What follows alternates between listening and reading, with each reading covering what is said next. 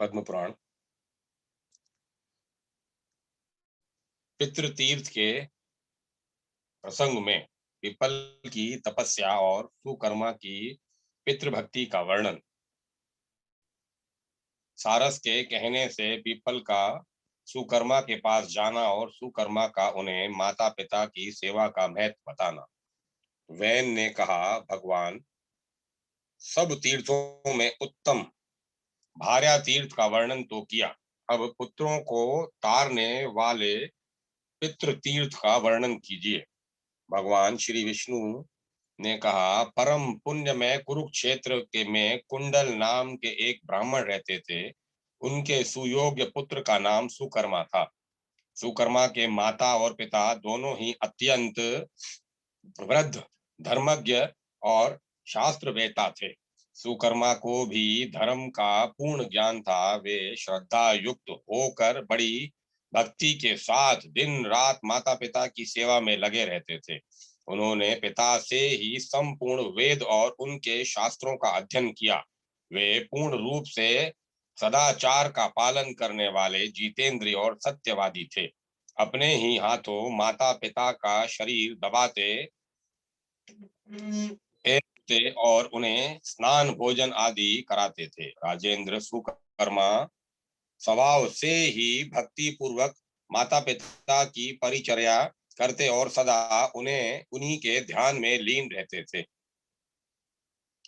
उन्हीं दिनों कश्यप कुल में उत्पन्न एक ब्राह्मण थे जो पीपल नाम से प्रसिद्ध थे। वे सदा धर्म कर्म में लगे रहते थे और इंद्रिय संयम, पवित्रता तथा मनोनिग्रह से संपन्न थे। एक समय की बात है, वे महामना बुद्धिमान ब्राह्मण दशारण्य में जाकर ज्ञान और शांति के साधन में तत्पर हो तपस्या करने लगे। उनकी तपस्या के प्रभाव से आसपास के समस्त प्राणियों का पारस्परिक वैर विरोध शांत हो गया। वे सब वहां एक पेट से पैदा हुए भाइयों की तरह हिल मिल कर रहते थे। पीपल की तपस्या देख मुनियों तथा इंद्र आदि देवताओं को भी बहुत बड़ा विस्मय हुआ।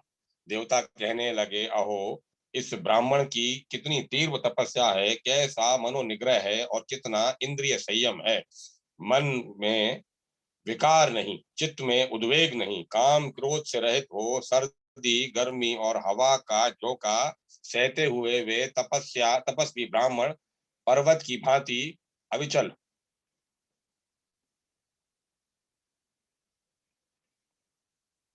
भाव से स्थित रहे। ऐसी अवस्था में पहुंचकर उनका चित्त एकाग्र हो गया। वे ब्रह्म के ध्यान में तन्मय थे। उनका मुख कमल प्रसन्नता से खिल उठा था। वे पत्थर और कांट की भांति निश्चेष्ट एवं सुस्थिर दिखाई देते थे। धर्म में उनका अनुराग था। तब से शरीर दुर्बल हो गया था और हृदय में पूर्ण श्रद्धा थी। इस प्रकार उन बुद्धिमान ब्राह्मण को तपस्या करते 1000 वर्ष बीत गए। वहां बहुत सी चींटियों ने मिलकर मिट्टी का ढेर लगा दिया। उनके ऊपर बाम्बी का विशाल मंदिर सा बन गया। काले सांप ने आकर उनके शरीर को लपेट लिया। भयंकर विष वाले सर्प उन उग्र तेजस्वी ब्राह्मण को डस लेते थे, किंतु जहर उनके शरीर पर गिर जाता था। उनकी त्वचा को भेद कर भीतर नहीं फैलने पाता था। उनके संपर्क में आकर सांप स्वयं ही शांत हो जाते थे। उनकी देह से नाना प्रकार की तेजोमयी लपटें निकलती दिखाई देती थी। पीपल तीनों काल तप में प्रवृत्त रहते थे। वे 3000 वर्षों तक केवल वायु पीकर रह गए। तब देवताओं ने उनके मस्तक पर फूलों की वर्षा की और कहा, महाभाग, तुम जिस जिस वस्तु को प्राप्त करना चाहते हो वह सब निश्चय ही प्राप्त होगी। तुम्हें समस्त अभिलक्षित पदार्थों को देने वाली सिद्धि स्वतः ही प्राप्त हो जाएगी। यह वाक्य सुनकर महामना पीपल ने भक्ति पूर्वक मस्तक झुका, समस्त देवताओं को प्रणाम किया और बड़े हर्ष में भर कर कहा, देवताओं, यह सारा जगत मेरे वश में हो जाए, ऐसा वरदान दीजिए कि विद्याधर होना चाहता हूँ। मैं विद्याधर होना चाहता हूँ। एवं अस्तु होकर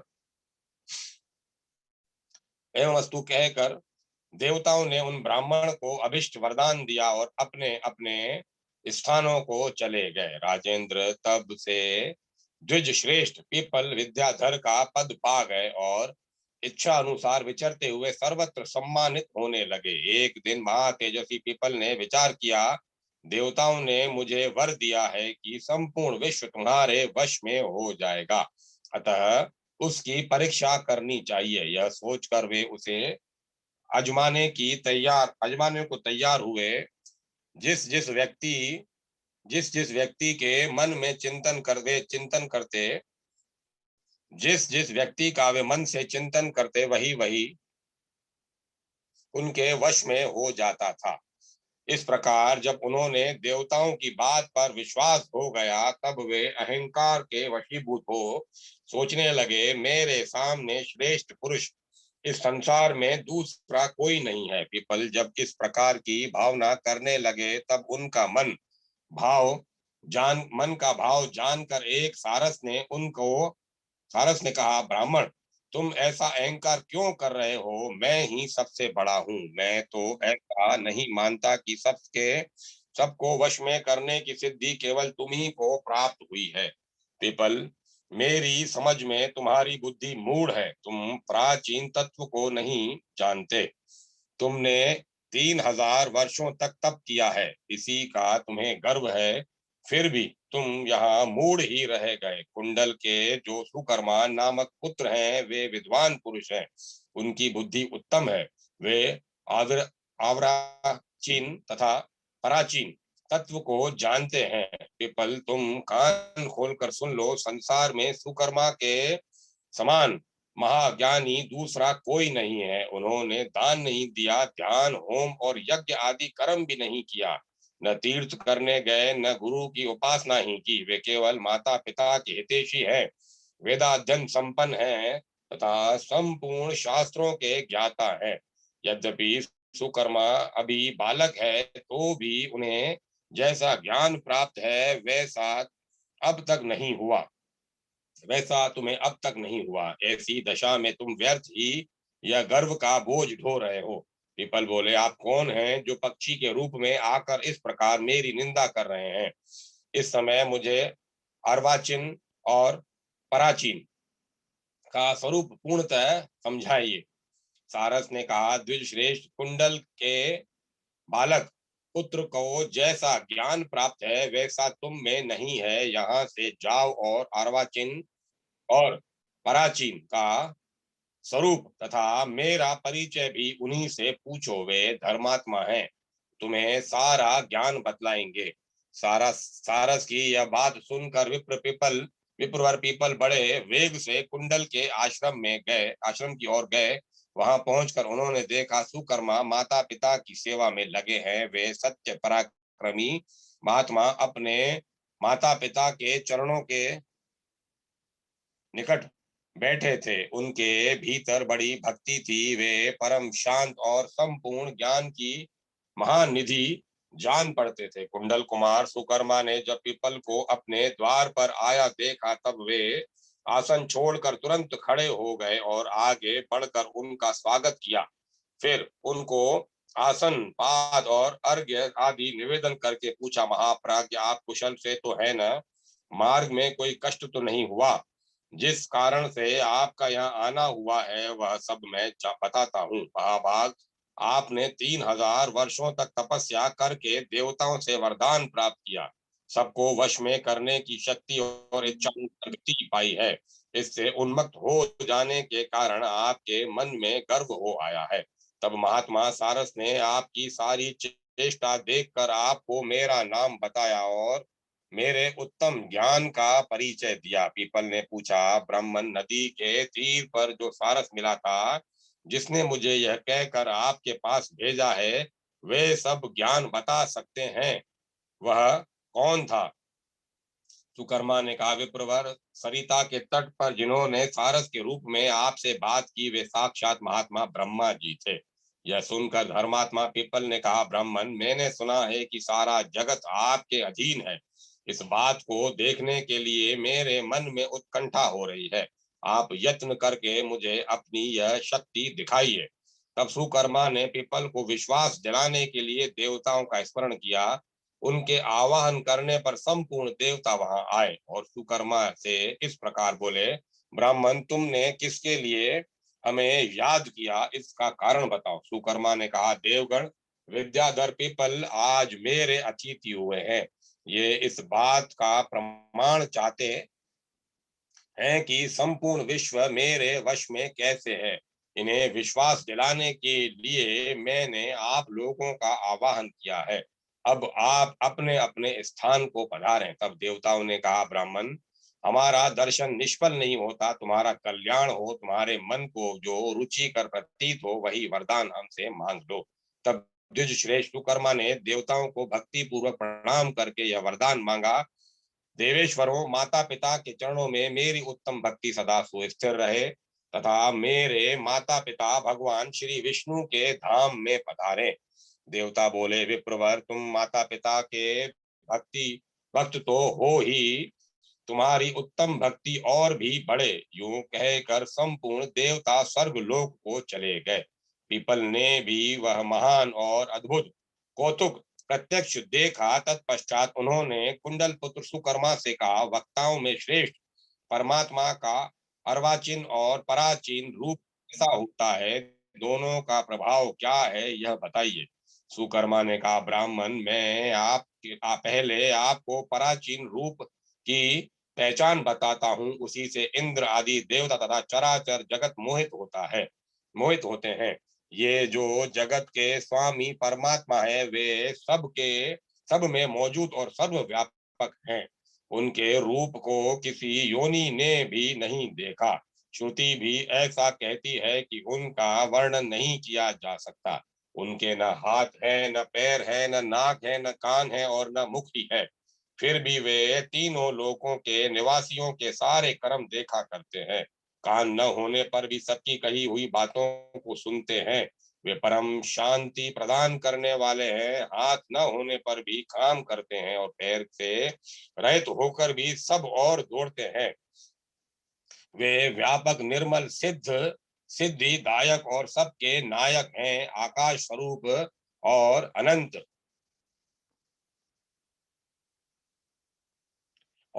हैं। व्यास और मार्कंडे उनके स्वरूप को जानते हैं। अब मैं भगवान के अर्वाचीन रूप का वर्णन करूंगा, तुम एकाग्र चित्त होकर सुनो। जिस समय संपूर्ण भूतों के आत्मा प्रजापति ब्रह्मा स्वयं ही सबका संहार करके श्री भगवान के स्वरूप में स्थित होते हैं और भगवान श्री जनार्दन उन्हें अपने में लीन करके पानी के भीतर शेषनाग की शैया पर दीर्घ काल तक अकेले सोए रहते हैं, उस समय की बात है। महामुनि मार्कंडे जी जल और अंधकार से व्याकुल हो इधर उधर भटक रहे थे। उन्होंने देखा सर्वव्यापी ईश्वर शेषनाग की शैया पर सो रहे हैं। उनका तेज करोड़ों सूर्यों के समान जान पड़ता है। वे दिव्य आभूषण, दिव्य माला और दिव्य वस्त्र धारण किए योग निंद्रा में स्थित है। उनका श्री विग्रह बड़ा ही कमनीय है। उनके हाथों में शंख, चक्र और गदा विराजमान है। उनके पास ही उन्होंने एक विशाल का स्त्री देखी जो काली अंजन राशि के समान थी। उसका रूप बड़ा भयंकर था। उसने मुनि श्रेष्ठ मार्कंडे से कहा, महामुने, डरो मत।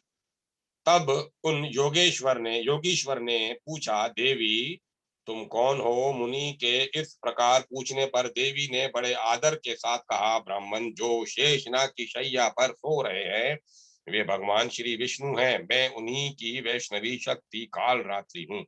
पीपल जी, यूं कहकर वह देवी अंतर ध्यान हो गई। उनके चले जाने पर मार्कंडे जी ने देखा भगवान की नाभि से कमल प्रकट हुआ जिसकी कांति स्वर्ण के समान थी। उसी से महातेजस्वी लोक पितामह ब्रह्मा जी उत्पन्न हुए। फिर ब्रह्मा जी ने समस्त चराचर प्राणी, इंद्र आदि लोकपाल तथा अग्नि आदि देवताओं का जन्म हुआ। इस प्रकार मैंने यह अर्वाचीन स्वरूप बतलाया है। अर्वाचीन रूप शरीरधारी है और पराचीन रूप शरीर रहित। अतः ब्रह्मा आदि संपूर्ण देवता अर्वाचीन है। ये लोक भी जो तीनों भुवनों में स्थित है अर्वाचीन ही माने गए हैं। विद्याधर, मोक्ष रूप जो परम स्थान है जिसे पर ब्रह्म कहते हैं, जो अव्यक्त अक्षर हंस स्वरूप शुद्ध और सिद्धि युक्त है, वही पराचीन है।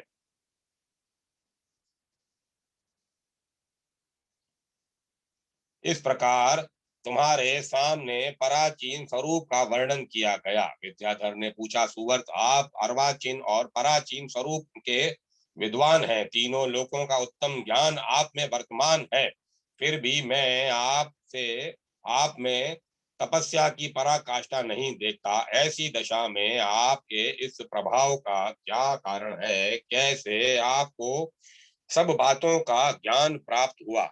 सुकर्मा ने कहा, ब्राह्मण, मैंने यजन याजन धर्मानुष्ठान ज्ञानोपार्जन और तीर्थ सेवन कुछ भी नहीं किया।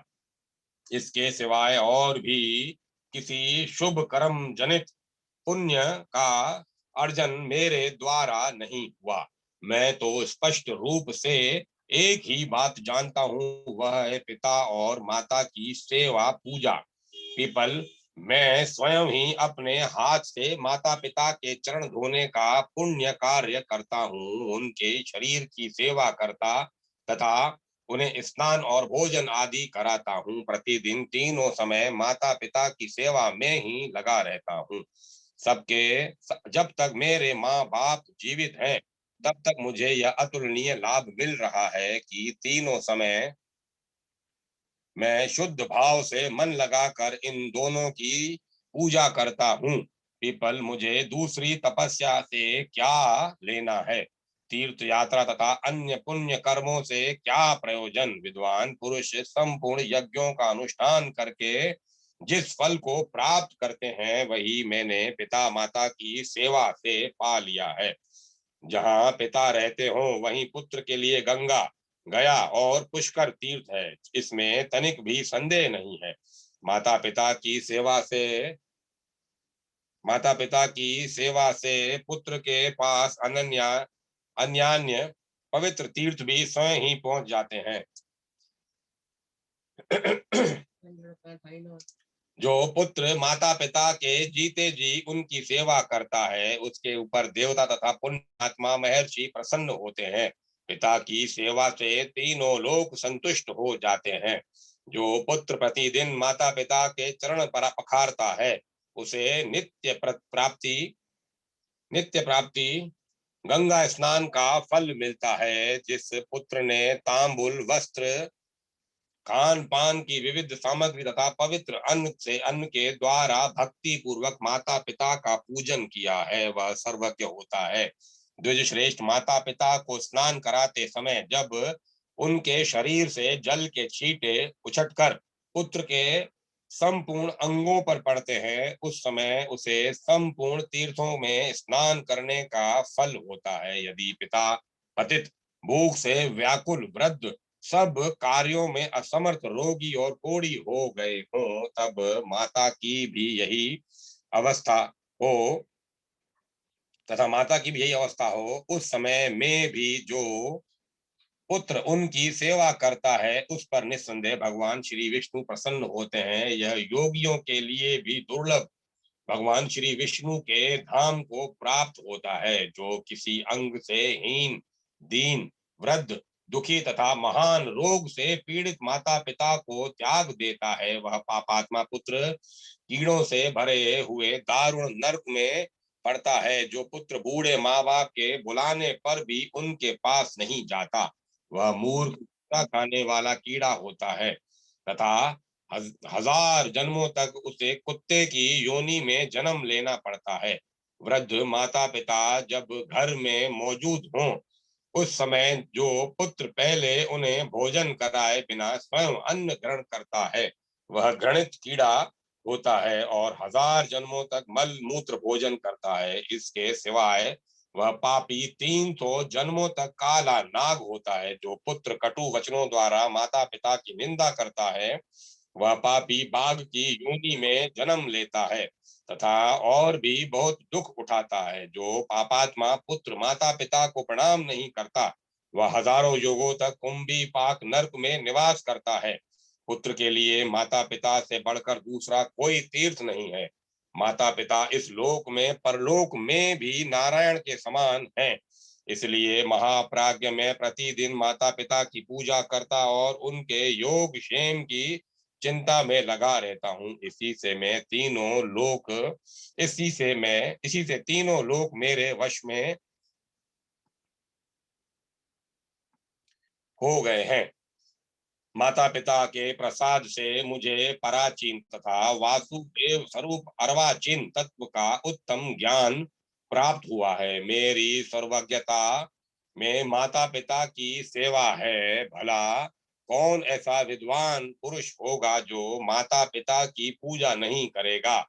ब्राह्मण श्रुति उपनिषद और शास्त्रों सहित संपूर्ण वेदों के सांगोपांग अध्ययन से ही क्या लाभ हुआ। यदि उसने माता पिता का पूजन नहीं किया, उसका वेदाध्ययन व्यर्थ है। उसके यज्ञ तप दान और पूजन से भी कोई लाभ नहीं है। जिसने माँ बाप का आदर नहीं किया, उसके सभी शुभ कर्म निष्फल होते हैं। माता पिता ही पुत्र के लिए धर्म तीर्थ मोक्ष जन्म के उत्तम फल यज्ञ और दान आदि सब कुछ है।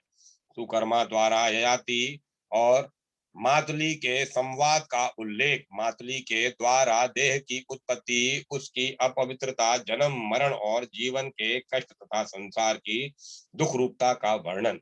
सुकर्मा कहते हैं, अब मैं इस विषय में पुण्यात्मा राजा ययाति के चरित्र का वर्णन करूंगा, जो संपूर्ण पापों का नाश करने वाला है। सोम वंश में एक नहुष नाम के राजा हो गए हैं।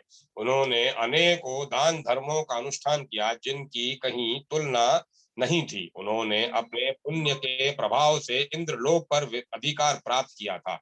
उनके पुत्र राजा ययाति हुए, जो शत्रुओं का मान मर्दन करने वाले थे। वे सत्य का आश्रय ले धर्म पूर्वक प्रजा का पालन करते थे। प्रजा के सब कार्यों की स्वयं ही देखभाल किया करते थे। वे उत्तम धर्म की महिमा सुनकर सब प्रकार के दान पुण्य यज्ञ अनुष्ठान एवं तीर्थ सेवा आदि में लगे रहते थे। महाराज ययाति ने 80,000 वर्षों तक इस पृथ्वी का राज्य किया। उनके 4 पुत्र हुए, जो उन्हीं के समान शूरवीर बलवान और पराक्रमी थे। तेज और पुरुषार्थ में भी वे पिता की समानता करते थे। इस प्रकार ययाति ने दीर्घ काल तक धर्म पूर्वक राज्य किया।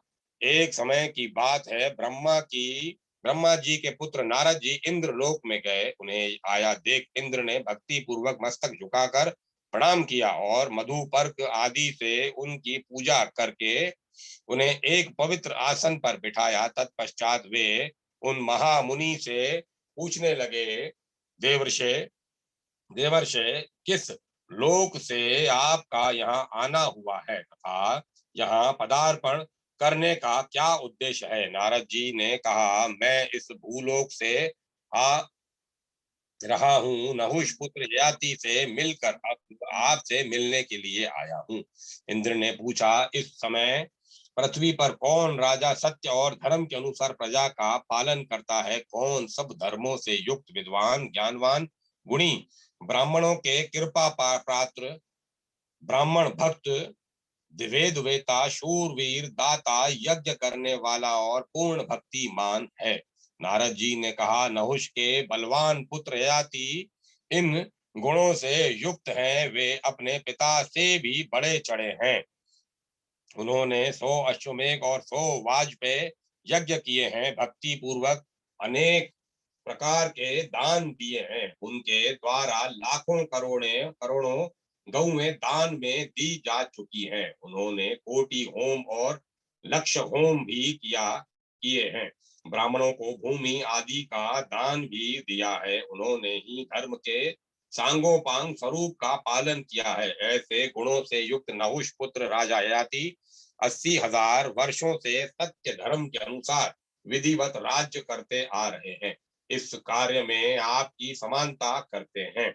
सुकर्मा कहते हैं, मुनीश्वर, नारद जी के मुख से ऐसी बात सुनकर बुद्धिमान इंद्र कुछ सोचने लगे। वे ययाति के धर्म पालन से भयभीत हो उठे थे। उनके मन में यह बात आई कि पूर्व काल में राजा नहुष तो यज्ञों के प्रभाव से मेरे इंद्र पद पर अधिकार करके देवताओं के राजा बन बैठे थे। शची के शची की बुद्धि के प्रभाव से उन्हें पद भ्रष्ट होना पड़ा था। वे महाराज ययाति भी ऐसे ही सुने जाते हैं।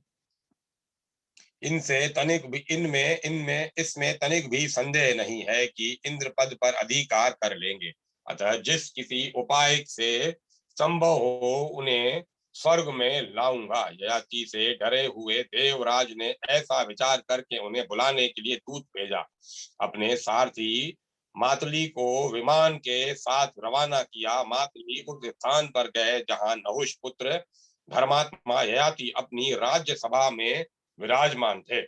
सत्य ही उन श्रेष्ठ नरेश का आभूषण था। देवराज के सारथी ने उनसे कहा, राजन मेरी बात सुनिए। देवराज इंद्र ने मुझे इस समय आपके पास भेजा है। उनका अनुरोध है कि जब अब आप पुत्र को राज्य दें, आज ही इंद्रलोक को पधारें। महीपते वहां इंद्र के साथ रहकर आप स्वर्ग का आनंद भोगिए।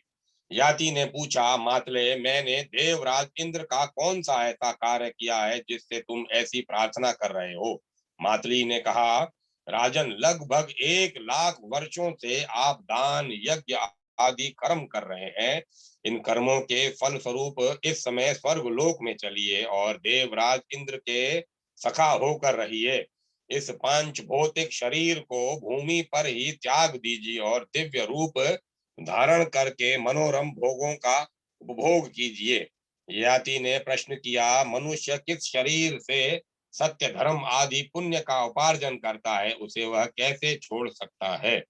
मनुष्य जिस शरीर से सत्य धर्म आदि पुण्यों का उपार्जन करता है उसे वह कैसे छोड़ सकता है? मातृ ने कहा, राजन तुम्हारा कथन ठीक है, तथापि मनुष्य को अपना यह शरीर छोड़कर ही जाना पड़ता है, क्योंकि आत्मा का शरीर के साथ कोई संबंध नहीं है। शरीर पंचभूतों से बना हुआ है।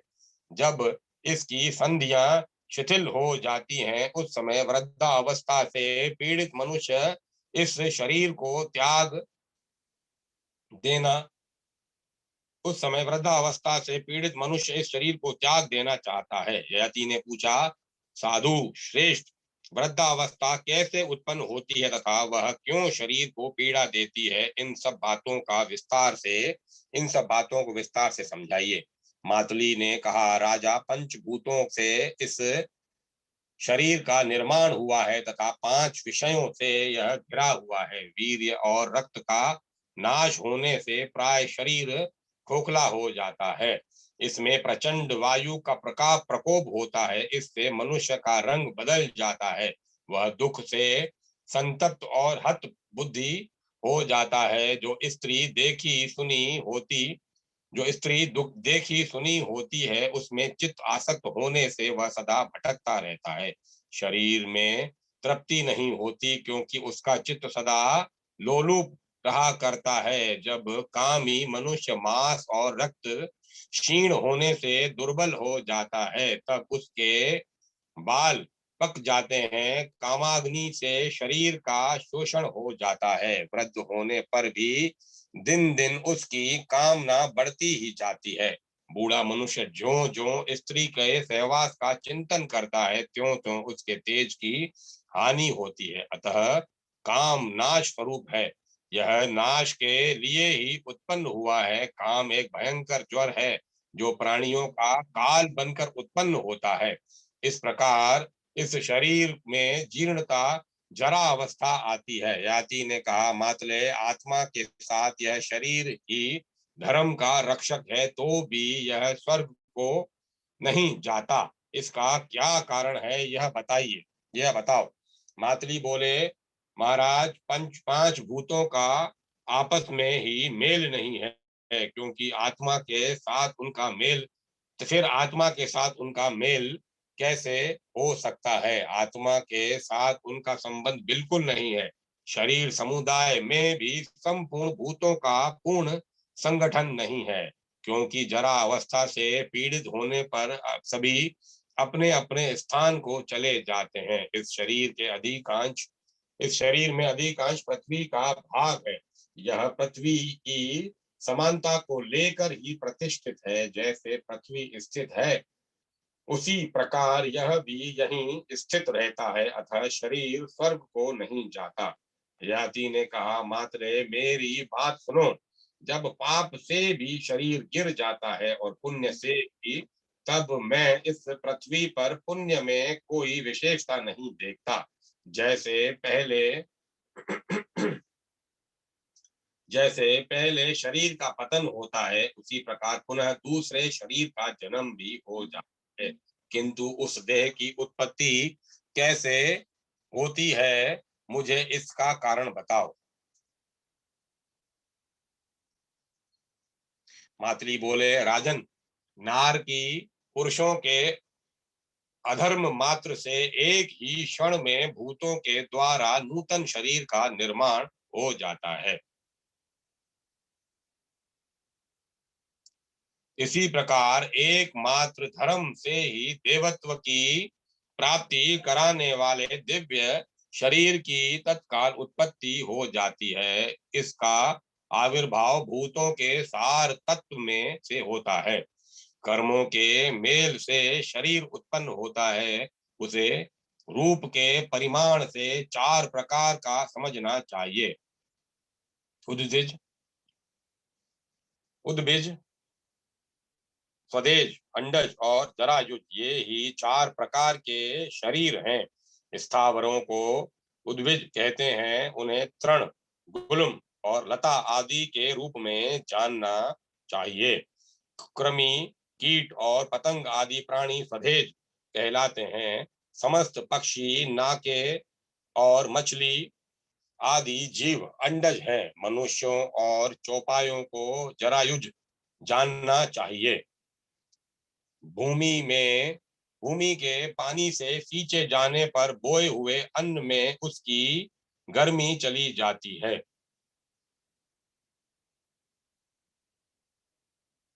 फिर वायु से संयुक्त होने पर क्षेत्र में बीज जमने लगता है। पहले तपे हुए बीज जब पुनः जल से सींचे जाते हैं, तब गर्मी के कारण उसमें मृदुता आ जाती है। फिर तो वे जड़ के रूप में बदल जाते हैं।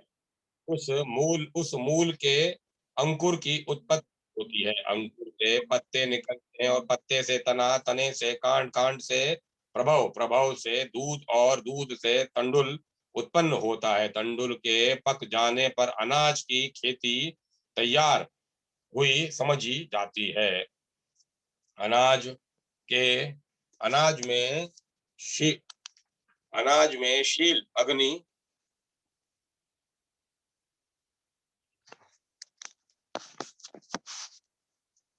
अनाजों में शाली अग्नि धान से लेकर जो तक 10 अन्न श्रेष्ठ माने गए हैं, उसमें फल की प्रधानता होती है। शेष अन्न शूद्र बताए गए हैं। भक्ष्य, भोज्य, पेय, लेहा, चोष्य और खाद, ये अन्न के 6 भेद हैं और मधुर आदि 6 प्रकार के रस हैं।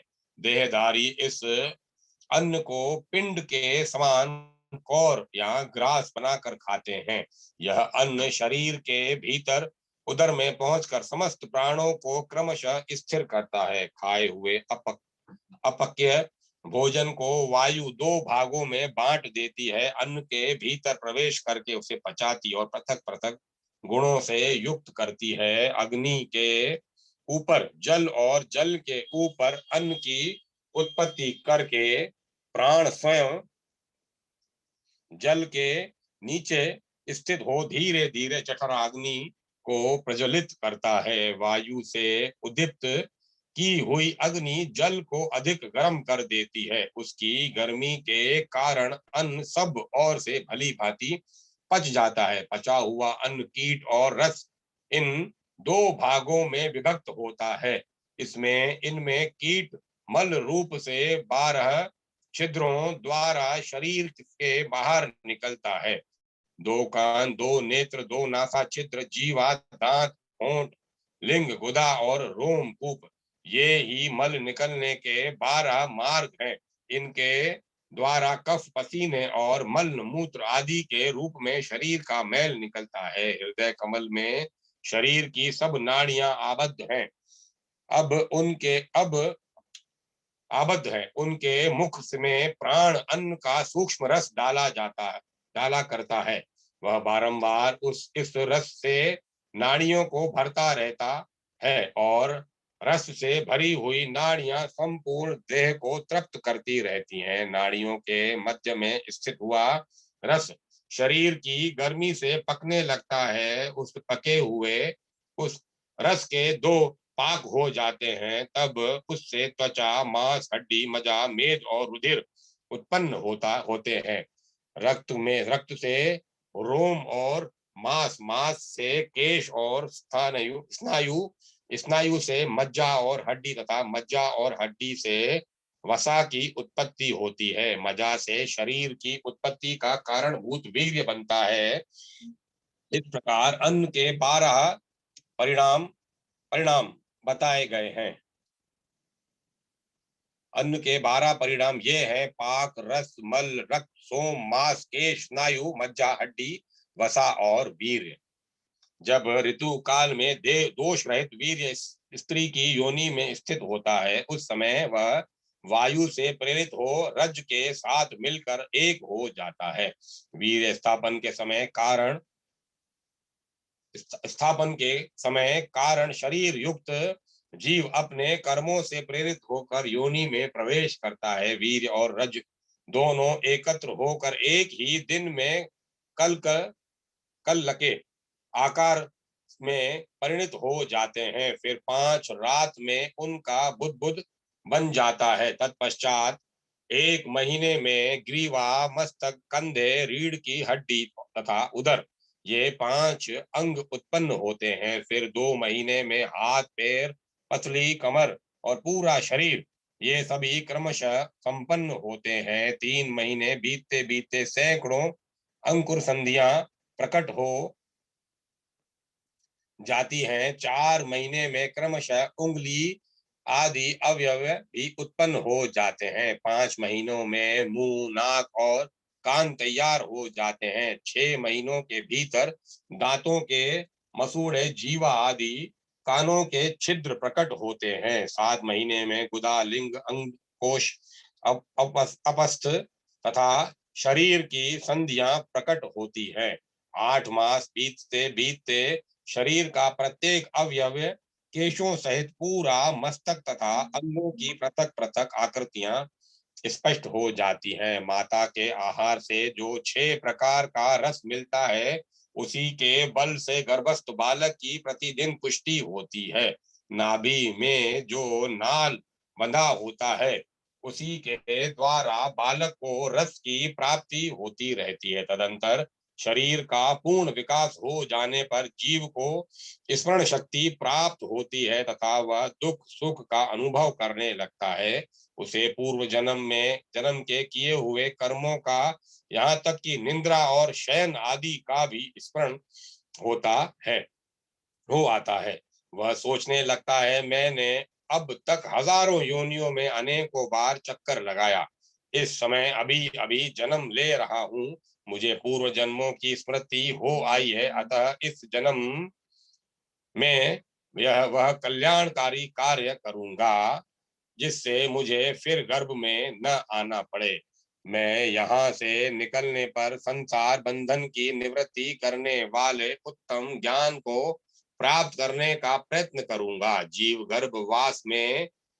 गर्भवास के महान दुख से पीड़ित हो कर्मवश माता के उदर में पड़ा पड़ा अपने मोक्ष का उपाय सोचता रहता है। जैसे कोई पर्वत की गुफा में बंद हो जाने पर बड़े दुख के समय बिताता है, उसी समय देहधारी जीव जरायु जेर के बंधन में बंद कर बहुत दुखी होता और बड़े कष्ट से उसमें रह पाता है। जैसे समुद्र में गिरा हुआ मनुष्य दुख से छटपटाने लगता है, वैसे ही गर्भ के जल से अभिषिक्त जीव अत्यंत व्याकुल हो उठता है। जिस प्रकार किसी को लोहे के घड़े में बंद करके आग से पकाया जाए, उसी प्रकार गर्भ रूपी कुंड में डाला हुआ जीव जठराग्नि में पकाया जाता है। आग से तपाकर लाल लाल की हुई बहुत सी रुइयां सुइयों से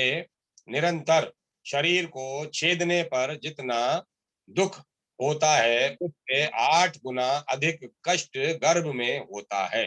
गर्भवास से बढ़कर कष्ट कहीं नहीं होता। देहधारियों के लिए गर्भ में रहना इतना भयंकर कष्ट है जिसकी कहीं तुलना नहीं है। इस प्रकार प्राणियों के गर्भ जनित दुख का वर्णन किया गया। स्थावर और जगम सभी प्राणियों को अपने अपने गर्भ के अनुसार कष्ट होता है। जीव को जन्म के समय गर्भवास की अपेक्षा करोड़ों गुनी अधिक पीड़ा होती है। जन्म लेते समय वह मूर्छित हो जाता है। उस समय उसका शरीर हड्डियों से युक्त गोल आकार का होता है, स्नायु बंधन से बंधा रहता है, रक्त मांस और वसा से व्याप्त होता है, मल और मूत्र आदि अपवित्र वस्तुएं उसमें जमा रहती हैं, केश रोम और नखों से युक्त तथा रोग का आश्रय होता है। मनुष्य का वह यह शरीर जरा और शोक से परिपूर्ण तथा काल के अग्नि में मुख से स्थित है। इस पर काम और क्रोध के आक्रमण होते रहते हैं। यह भोग की तृष्णा से आतुर, विवेक शून्य और राग द्वेष से के वशीभूत होता है। इस देह में 308 हड्डियां तथा 500 मांसपेशियां हैं। ऐसा समझना चाहिए। यह सब और से 3.5 करोड़ रोमों द्वारा व्याप्त है तथा स्थूल सूक्ष्म एवं दृश्य अदृश्य रूप से उतनी ही नाड़ियां भी इसके भीतर फैली हुई हैं। उन्हीं के द्वारा भीतर का अपवित्र मल पसीने आदि के रूप में निकलता रहता है। शरीर में 32 दांत और 20 नख होते हैं। देह के अंदर पित्त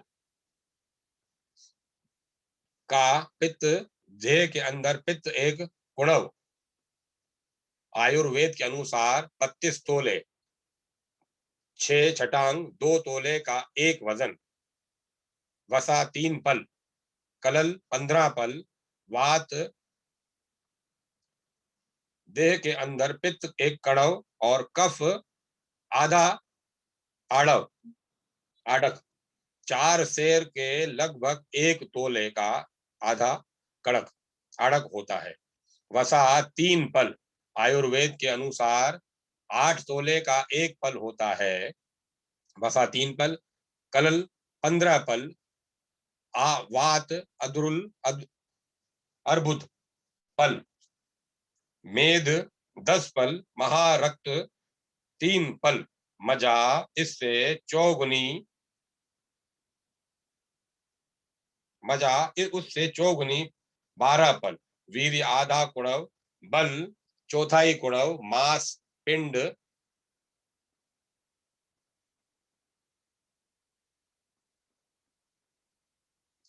1000 पल तथा रक्त 100 पल होता है। मूत्र और मूत्र का कोई नियत माप नहीं है। राजन, आत्मा परम शुद्ध है और उसका यह देह रूपी घर जो कर्मों के बंधन से तैयार किया गया है नितांत अशुद्ध है। इस बात को सदा ही याद रखना चाहिए। वीर्य और रज का संयोग होने पर ही किसी भी योनि में देह की उत्पत्ति होती है तथा यह हमेशा पेशाब और पाखाने से भरा रहता है। इसीलिए इसे अपवित्र माना गया है। जैसे घड़ा बाहर से चिकना होने पर भी यदि विष्ठा से भरा हो तो वह अपवित्र ही समझा आता है, उसी प्रकार यह देह ऊपर से पंचभूतों द्वारा शुद्ध किया जाने पर भी भीतर की गंदगी के कारण अपवित्र ही माना गया है। इसमें पहुंचकर पंचगव्य और हविष आदि अत्यंत पवित्र पदार्थ भी तत्काल अपवित्र हो जाते हैं। इस शरीर से बढ़कर अशुद्ध दूसरा क्या हो सकता है, जिसके द्वारों से निरंतर क्षण क्षण में कफ मूत्र आदि अपवित्र वस्तुएं बहती रहती हैं। इस उस अत्यंत अपावन शरीर को कैसे शुद्ध किया जा सकता है?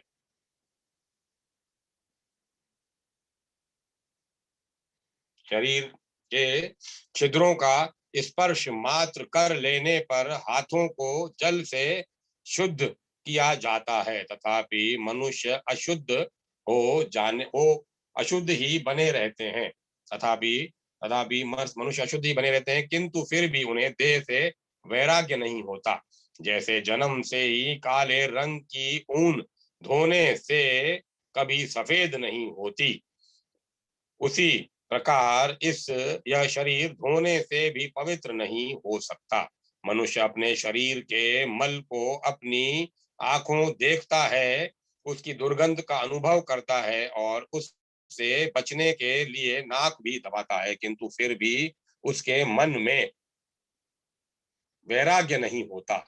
अहो मोह का कैसा महात्म्य है, जिससे सारा जगत मोहित हो रहा है। अपने शरीर के दोषों को देखकर और सूंघकर भी वह उससे विरक्त नहीं होता।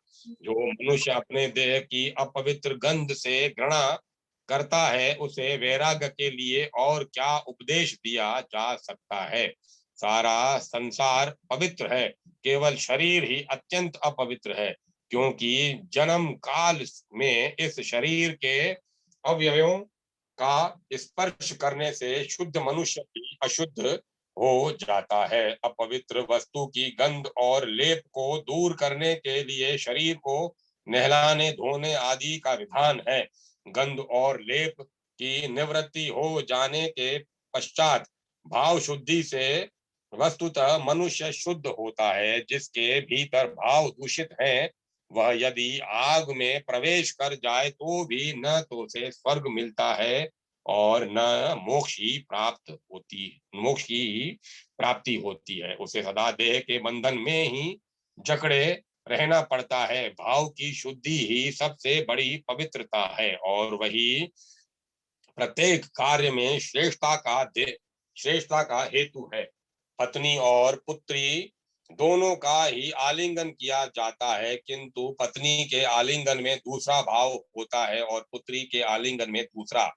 भिन्न भिन्न वस्तुओं के प्रति मन की वृत्ति में भी भेद हो जाता है। नारी अपने पति का और भाव से चिंतन करती है और पुत्र का और भाव से। तुम यत्न पूर्वक अपने मन को शुद्ध करो, दूसरी दूसरी ब्राह शुद्धियों से क्या लेना है। जो भाव से पवित्र है, जिसका अंतःकरण शुद्ध हो गया है, वही स्वर्ग तथा मोक्ष को प्राप्त करता है। उत्तम वैराग्य रूपी मिट्टी तथा ज्ञान रूप निर्मल जल से मांजने धोने पर पुरुष के अविद्या तथा रोग रूपी मल मूत्र का लेप नष्ट होता है। इस प्रकार इस शरीर को स्वभावतः अपवित्र माना जाता है। केले के वृक्ष की भांति यह सर्वथा सारहीन है। अध्यात्म ज्ञान ही इसका सार है। देह के दोष को जानकर जिससे जिसे इससे वैराग्य हो जाता है, वह विद्वान संसार सागर से पार हो जाता है। इस प्रकार महान कष्टदायक जन्म कालीन दुख का वर्णन किया गया है। गर्भ में रहते समय जीव को जो विवेक बुद्धि प्राप्त होती है, वह उसके अज्ञान दोष से या नाना प्रकार के कर्मों की प्रेरणा से जन्म लेने के पश्चात नष्ट हो जाती है। योनि यंत्र से पीड़ित होने पर जब वह दुख से मूर्छित हो जाता है और बाहर निकलकर बाहरी हवा के संपर्क में आता है, उस समय उसके चित्त पर महान मोह छा जाता है। मोहग्रस्त होने पर उसकी स्मरण शक्ति का भी शीघ्र ही नाश हो जाता है। स्मृति नष्ट होने पर पूर्व कर्मों की वासना के कारण उस जन्म में भी ममता और आसक्ति बढ़ जाती है। फिर संसार में आसक्त होकर मूढ़ जीव न आत्मा को जान पाता है, न परमात्मा को, अपितु निषिद्ध कर्मों से प्रवृत्त हो जाता है।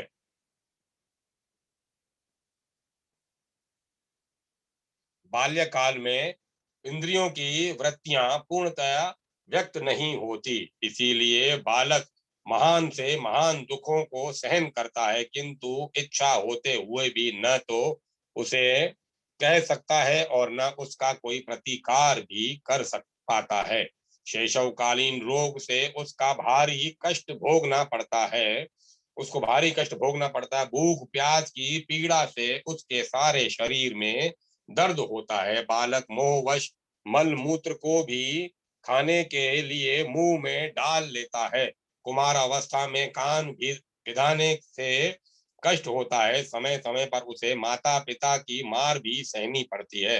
अक्षर लिखने पढ़ने के समय गुरु का शासन दुखद जान पड़ता है। जवानी में भी इंद्रियों की वृत्तियां कामना और राग की प्रेरणा से इधर उधर विषयों में भटकाती है। फिर मनुष्य रोगों से आक्रांत हो जाता है। अतः युवा अवस्था में भी सुख कहाँ है। युवक को ईर्ष्या और मोह के कारण महान दुख का सामना करना पड़ता है। कामाग्नि से संतप्त रहने के कारण उसे रात भर नींद नहीं आती। दिन में भी अर्थोपार्जन की चिंता में से सुख कहाँ मिलता है। कीड़ों से पीड़ित कोढ़ी मनुष्य को अपनी कोढ़ खुजलाने में जो सुख प्रतीत होता है, वह स्त्री के साथ संभोग करने में भी है। जवानी के बाद जब वृद्धावस्था मनुष्य को दबा लेती है, तब असमर्थ होने के कारण उसे पुत्र आदि बंधु बांधव तथा दुराचारी भृत्य भी अपमानित कर बैठते हैं। बुढ़ापे से आक्रांत होने पर मनुष्य धर्म अर्थ काम मोक्ष इनमें से किसी का भी साधन नहीं कर सकता। इसीलिए युवा अवस्था में ही धर्म का आचरण कर लेना चाहिए। प्रारब्ध कर्म का श्रय होने पर जो जीवों का भिन्न भिन्न देहों से वियोग होता है, उसी को मरण कहा गया है। वास्तव में जीव का नाश नहीं होता। मृत्यु के समय जब शरीर के मर्म स्थानों का उच्छेदन होने लगता है और जीव पर महान मोह छा जाता है, उस समय उसको जो दुख होता है उसकी कहीं भी तुलना नहीं है। वह अत्यंत दुखी होकर हाय बाप, हाय मैया, हाँ प्रिय आदि की पुकार मचाता हुआ बारंबार विलाप करता है। जैसे सांप मेंढकों को निगल जाता है, उसी प्रकार वह सारे संसार को निगलने वाली मृत्यु का ग्रास बना हुआ है। भाई बंधुओं से उसका साथ छूट जाता है। प्रियजन उसे घेर कर बैठे रहते हैं। वह गरम गरम लंबी सांसें खींचता है, जिससे उसका मुख सूख जाता है। रह रह कर मूर्छा आ जाती है। बेहोशी की हालत में वह जोर जोर से इधर उधर हाथ पैर पटकने लगता है, अपने काबू में नहीं रहता। लाज छूट जाती है और वह मल मूत्र में सना पड़ा रहता है।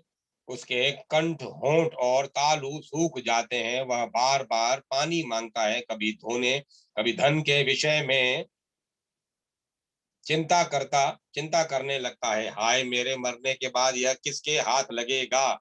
यमदूत उसे काल पाश में बांध कर घसीट ले जाते हैं। उसके कंठ में घर घर आवाज होने लगती है। दूतों के देखते देखते उसकी मृत्यु होती है। जीव एक देह से दूसरी देह में जाता है। सभी जीव सवेरे मल मूत्र की हाजत का कष्ट भोगते हैं। मध्याह्न काल में उन्हें भूख प्यास सताती है और रात्रि में वे काम वासना तथा नींद के कारण कलेश उठाते हैं। इस प्रकार संसार का सारा जीवन ही कष्ट में है। पहले तो धन को पैदा करने में कष्ट होता है, फिर पैदा किए हुए धन की रखवाली में कलेश उठाना पड़ता है। इसके बाद यदि कहीं वह नष्ट हो जाए तो खर्च हो खर्च हो जाए तो भी दुख होता है। भला धन में सुख है ही कहाँ। जैसे देहधारी प्राणियों को सदा मृत्यु से भय होता है, उसी प्रकार धनवानों को चोर, पानी, आग, कुटुंबियों तथा राजा से भी हमेशा डर बना रहता है। जैसे मांस को आकाश में पक्षी, पृथ्वी पर हिंसक जीव और जल में मत्स्य आदि जंतु भक्षण करते हैं, उसी प्रकार सर्वत्र धनवान पुरुष को लोग नोचते खसोटते रहते हैं। संपत्ति में धन सबको मोहित करता है, उन्मुक्त बना देता है, विपत्ति में संताप पहुंचाता है और उपार्जन के समय दुख का अनुभव कराता है। फिर धन को कैसे सुखदायक कहा जाए। हेमंत और शिशिर में जाड़े का कष्ट रहता है, गर्मी में दुस्सह ताप से संतप्त होना पड़ता है और वर्षा काल में अतिवृष्टि और अल्पवृष्टि के दुख से अतिवृष्टि तथा अल्पवृष्टि से दुख होता है। इस प्रकार विचार करने पर काल में भी सुख कहाँ है। यही दशा कुटुंबियों की भी है। पहले तो विवाह में विस्तार पूर्वक व्यय होने पर दुख होता है, फिर पत्नी जब गर्भ धारण करती है तब उसे उसका भार ढोने में कष्ट का अनुभव होता है। प्रसव काल में अत्यंत पीड़ा भोगनी पड़ती है तथा फिर संतान होने पर उसके मल मूत्र उठाने आदि में कलेश होता है। इसके सिवाय हाय मेरी स्त्री भाग गई, मेरी पत्नी की संतान अभी बहुत छोटी है, वह बेचारी क्या कर सकेगी, कन्या के विवाह का समय आ रहा है, इसके लिए कैसा वर मिलेगा इत्यादि इत्यादि चिंताएं भार से दबे हुए कुटुंबी जनों को कैसे सुख मिल सकता है। राज्य में भी सुख कहाँ है, सदा संधि विग्रह की चिंता लगी रहती है। जहाँ पुत्र से भी भय प्राप्त होता है वहां सुख कैसा। एक द्रव्य की अभिलाषा रखने के कारण आपस में लड़ने वाले कुत्तों की तरह प्राय सभी देहधारियों को अपने सजातियों से भय बना रहता है। कोई भी राजा राज्य छोड़कर वन में प्रवेश किए बिना इस भूतल पर विख्यात न हो सका। जो सारे सुखों का परित्याग कर देता है वही निर्भय हो जाता है। राजन, पहनने के लिए दो वस्त्र हों और भोजन के लिए शेर भर अन्न, इतने में ही सुख है। मान सम्मान, छत्र चवर और राज्य सिंहासन तो केवल दुख देने वाले हैं। समस्त भूमंडल का राजा ही क्यों न हो, एक खाट के नाप की भूमि ही उसके उपभोग में आती है। जल से भरे हजारों घड़ों द्वारा अभिषेक करना कलेश और श्रम को ही बढ़ाना है। स्नान तो एक घड़े से भी हो जाता है।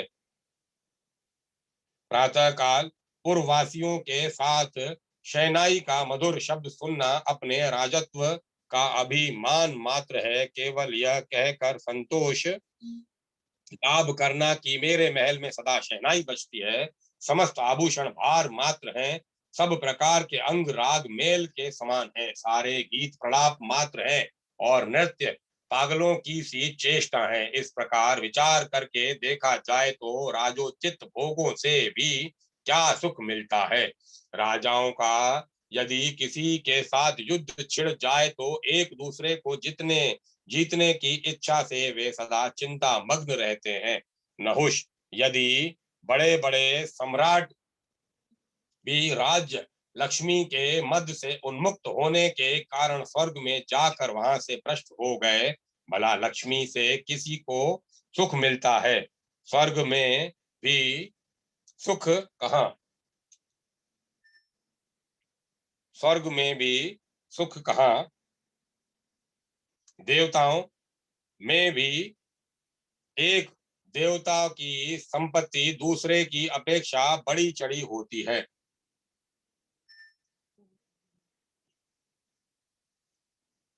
वे अपने से ऊपर की श्रेणी वाले के बड़े हुए वैभव को देख देख कर जलते हैं। मनुष्य तो स्वर्ग में जाकर अपना मूल गवाते हुए पुण्य फल का भी उपभोग करते हैं। जैसे जड़ कट जाने पर वृक्ष विवश होकर धरती पर गिर जाता है, उसी प्रकार पुण्य क्षीण होने पर मनुष्य भी स्वर्ग से नीचे आ जाते हैं। इस प्रकार विचार से देवताओं के स्वर्ग लोक में भी सुख नहीं जान पड़ता। स्वर्ग से लौटने पर देहधारियों को मन, वाणी और शरीर से किए हुए नाना प्रकार के भयंकर पाप भोगने पड़ते हैं। उस समय नरक की आग में उन्हें बड़े भारी कष्ट और दुख का सामना करना पड़ता है। जो जीव स्थावर योनि में पड़े हुए हैं, उन्हें भी सब प्रकार के दुख प्राप्त होते हैं।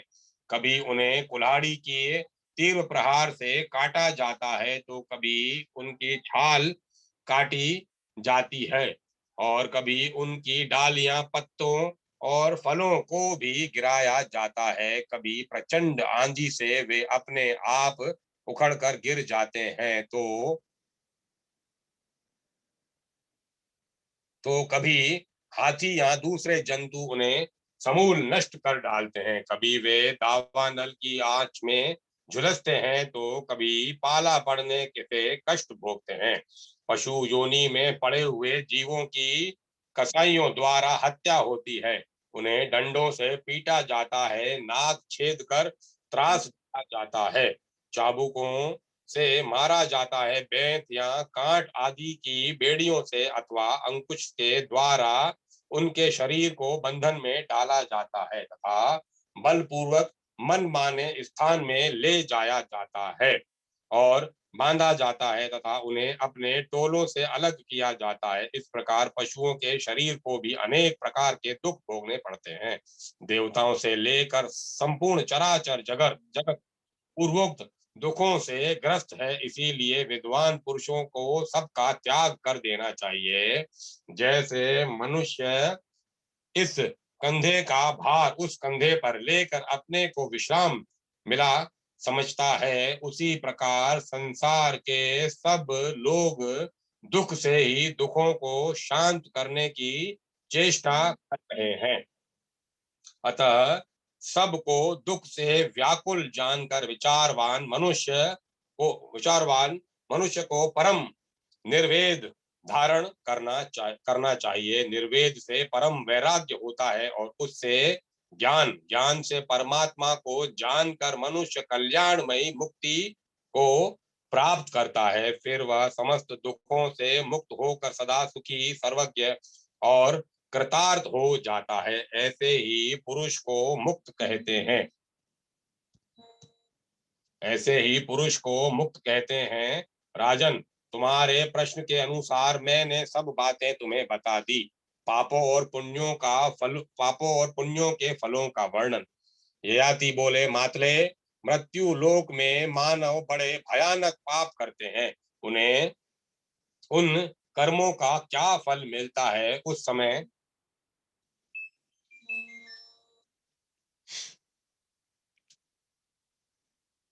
उन्हें उन कर्मों का क्या फल मिलता है, इस समय यही बात बताओ। मातली ने कहा, राजन, जो लोग वेदों की निंदा और वेदोक्त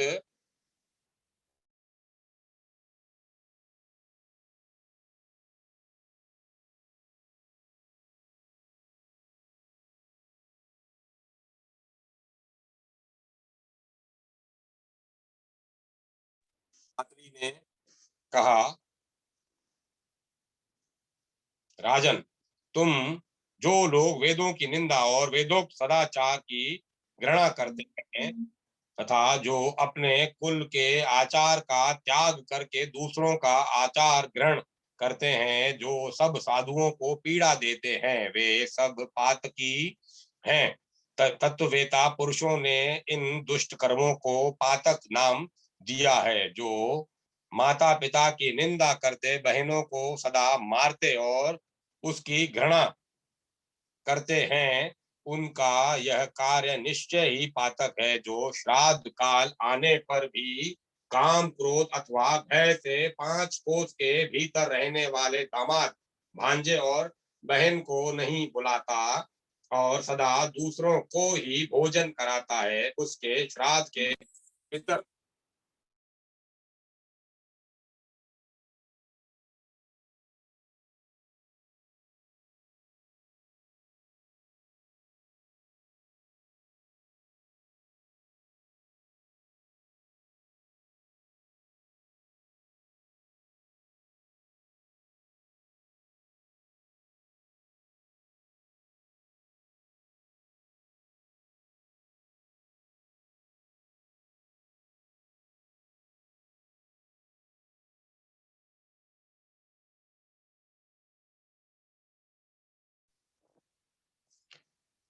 मातली ने कहा, राजन, जो लोग वेदों की निंदा और वेदोक्त सदाचार की घृणा करते हैं तथा जो अपने कुल के आचार का त्याग करके दूसरों का आचार ग्रहण करते हैं, जो सब साधुओं को पीड़ा देते हैं, वे सब पातकी हैं। तत्ववेता पुरुषों ने इन दुष्कर्मों को वो पातक नाम दिया है। जो माता पिता की निंदा करते हैं, बहन को सदा मारते हैं और उनकी घृणा करते हैं, उनका यह कार्य निश्चय ही पातक है। जो श्राद्ध काल आने पर भी काम, क्रोध अथवा भय से 5 कोस के भीतर रहने वाले दामाद, भांजे और बहन को नहीं बुलाते और सदा दूसरों को ही भोजन कराता है, उसके श्राद्ध के पितर अन्न ग्रहण नहीं करते, उसमें विघ्न पड़ जाता है। दामाद आदि की अपेक्षा श्राद्ध करता पुरुष के लिए पितृ हत्या के समान है, उसे बहुत बड़ा पातक माना गया है। इसी प्रकार यदि दान देते समय बहुत से ब्राह्मण आ जाएं तथा उनमें से एक को तो दान दिया जाए और दूसरों को न दिया जाए, तो यह दान के फल को नष्ट करने वाला बहुत बड़ा पातक माना गया है।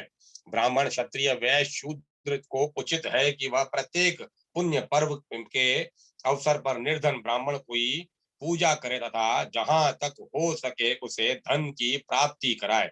श्राद्ध के समय निमंत्रित ब्राह्मण के अतिरिक्त यदि दूसरा कोई ब्राह्मण आ जाए तो उन दोनों की ही भोजन, वस्त्र, तांबुल तथा दक्षिणा के द्वारा पूजा करनी चाहिए। इससे श्राद्ध कर्ता के पितरों को बड़ा हर्ष होता है। यदि श्राद्ध कर्ता धनहीन हो तो वह एकाकी ही पूजा कर सकता है। जो श्राद्ध में ब्राह्मण को भोजन कराकर आदर पूर्वक दक्षिणा नहीं देता, उसे गौ हत्या आदि के समान पाप लगता है। महाराज, व्यतिपात और वेधृति योग आने पर अथवा अमावस्या तिथि को या पिता की शाम शाह तिथि प्राप्त होने पर उपरांत काल में ब्राह्मण आदि वर्णों को अवश्य श्राद्ध कराना चाहिए। विज्ञ पुरुष को उचित है कि वह अपरिचित ब्राह्मण को श्राद्ध में निमंत्रित न करे। अपरिचितों में भी यदि कोई वेद वेदांगों का पारगामी विद्वान हो तो उस ब्राह्मण को श्राद्ध में निमंत्रित करना और दान देना उचित है। राजन, निमंत्रित ब्राह्मण का अपूर्व आतिथ्य सत्कार करना चाहिए। जो पापी इसके विपरीत आचरण करता है उसे निश्चय ही नरक में जाना पड़ता है। इसीलिए दान, श्राद्ध तथा पर्व के अवसर पर ब्राह्मण को निमंत्रित करना आवश्यक है। पहले ब्राह्मण की भली भांति जांच और परख कर लेनी चाहिए, उसके बाद उसे श्राद्ध और दान में सम्मिलित करना उचित है। जो बिना ब्राह्मण के श्राद्ध करता है उसके घर में पितर भोजन नहीं करते, शाप देकर लौट जाते हैं। ब्राह्मणहीन श्राद्ध करने से मनुष्य महापापी होता है तथा ब्राह्मण घाती कहलाता है। राजन, जो पितृकुल के आचार का परित्याग करके स्वेच्छा अनुसार बर्ताव करता है उसे महापापी समझना चाहिए, वह सब धर्मों से बहिष्कृत है। जो पापी मनुष्य शिव की परिचर्या छोड़कर शिव भक्तों से द्वेष रखते हैं तथा जो ब्राह्मणों से द्रोह करते हुए सदा भगवान श्री विष्णु की निंदा करते हैं, वे महापापी हैं। सदाचारी की निंदा करने वाले पुरुषों की गणना भी इसी श्रेणी में है। सर्वप्रथम उत्तम ज्ञान स्वरूप पुण्यमय भागवत पुराण की पूजा करनी चाहिए। तत्पश्चात विष्णु पुराण, हरिवंश, मत्स्य पुराण तथा कुरुम पुराण का पूजन करना उचित है। जो पद्म पुराण की पूजा करते हैं उनके द्वारा भगवान श्री मधुसूदन की प्रत्यक्ष पूजा हो जाती है। जो श्री भगवान के ज्ञान स्वरूप पुराण की पूजा किए बिना ही उसे पढ़ते और लिखते हैं, लोभ में आकर बेच देते हैं, अपवित्र स्थान में मन माने ढंग से रख देते हैं तथा स्वयं अशुद्ध रहकर अशुद्ध स्थान में पुराण की कथा करते हैं, कहते और सुनते हैं, उनका सब कार्य गुरु निंदा के समान माना गया है। जो गुरु की पूजा किए बिना ही उनसे शास्त्र श्रवण करना चाहता है, गुरु की सेवा नहीं करता, उनकी आज्ञा भंग करने का विचार रखता है, उनकी बात का अभिनंदन नहीं करता अपितु प्रतिवाद करता है, गुरु के कार्य की करने योग्य होने पर भी अपेक्षा करता है, तथा जो गुरु को रोग आदि से पीड़ित, असमर्थ, विदेश की और प्रशिष्ट और शत्रुओं द्वारा अपमानित देखकर भी उनका साथ छोड़ देता है, वह पापी तब तक कुंभी पाक नरक में निवास करता है जब तक कि 14 इंद्रियों की आयु पूरी नहीं हो जाती। जो स्त्री, पुत्र और मित्रों की अवहेलना करता है, उसके इस कार्य की गुरु निंदा के समान महान पातक समझना चाहिए। ब्राह्मण की हत्या करने वाला, स्वर्ण चुराने वाला, शराबी, गुरु की शैया पर सोने वाला था, इनका सहयोगी, ये 5 प्रकार के मनुष्य महापातकी माने गए हैं, जो क्रोध, द्वेष, भय अथवा लोभ से विशेषतः ब्राह्मण के मर्म आदि का उच्छेद करता है। दरिद्र भिक्षुक ब्राह्मण को द्वार पर बुलाकर पीछे कोरा जवाब दे देता है, जो विद्या के अभिमान में आकर सभा में उदासीन भाव से बैठे हुए ब्राह्मणों को भी निस्तेज कर देता है, तथा जो मिथ्या गुणों द्वारा अपने अपने को जबरदस्त ऊंचा सिद्ध करता है और गुरु को ही उपदेश करने लगता है, इन सब को ब्राह्मण घाती माना गया है। जिनका शरीर भूख और प्यास से पीड़ित है, जो अन्न खाना चाहते हैं, उनके कार्य में विघ्न खड़ा करने वाला मनुष्य भी ब्राह्मण घाती ही है। जो चुगलखोर, सब लोगों के दोष ढूंढने में तत्पर, सबको उद्वेग में डालने वाला क्रूर है, तथा जो देवताओं, ब्राह्मणों और गौओं के निमित्त पहले की दी हुई भूमि को हर लेता है, उसे ब्रह्मघाती कहते हैं। दूसरों के द्वारा उपार्जित द्रव्य का और ब्राह्मण के धन का अपहरण भी ब्रह्म हत्या के समान ही है, भारी पातक है। जो अग्निहोत्र तथा पंचा पंचज्ञा आदि कर्मों का परित्याग करके माता पिता और गुरु का अनादर करता है, झूठी गवाही देता है, शिव भक्तों की बुराई और अभक्ष्य वस्तुओं का भक्षण करता है, वन में जाकर निरपराध प्राणियों को मारता है, तथा गौशाला, देव मंदिर, गांव और नगर में आग लगाता है, उसके ये भयंकर पाप पूर्वोक्त पापों से के ही समान है। दिनों दिनों का सर्वस्व छीन लेना, पराई स्त्री, दूसरे के हाथी, घोड़े, गौ, पृथ्वी, चांदी, रत्न, अनाज, रस, चंदन, अर्गजा, कपूर, कस्तूरी, मालपुआ और वस्त्र को चुरा लेना तथा पराई धरोहर को हड़प लेना, ये सब पाप स्वर्ण की चोरी के समान माने गए हैं। विवाह करने योग्य कन्या का योग्य वर के साथ विवाह न करना, पुत्र एवं मित्र की भार्या और अपनी बहनों के साथ समागम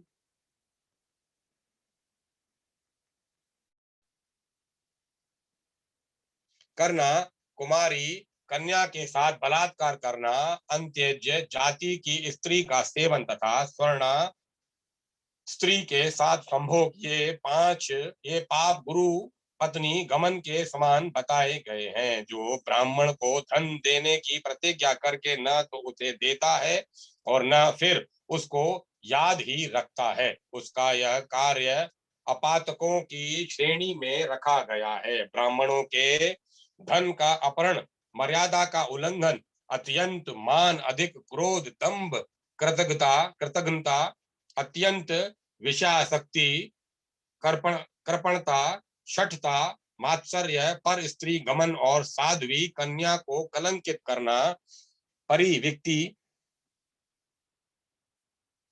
परिविति का मतलब बड़े भाई के अविवाहित रहते यदि छोटे भाई का विवाह हो जाए तो बड़ा भाई परिविति और छोटा भाई परिवेता कहलाता है। परिविति परिवेता तथा उनकी उसकी पत्नी उस इनसे संपर्क रखना, इन्हें कन्या देना अथवा इनका यज्ञ कराना, धन के अभाव में पुत्र मित्र और पत्नी का परित्याग करना, बिना किसी कारण के ही स्त्री को छोड़ देना, साधु और तपस्वियों की उपेक्षा करना, गो क्षत्रिय वैश्य स्त्री तथा शूद्रों के प्राण लेना, शिव मंदिर वृक्ष और फुलवाड़ी को नष्ट करना, आश्रम वासियों को थोड़ा सा भी कष्ट पहुंचाना, भृत्य वर्ग को दुख देना, अन्न वस्त्र और पशुओं की चोरी करना, जिनसे मांगना उचित नहीं है उसे ऐसे लोगों को याचना करना, यज्ञ बगीचा पोखरा स्त्री और संतान का विक्रय करना, तीर्थ यात्रा उपवास व्रत और अशुभ कर्मों का फल बेचना,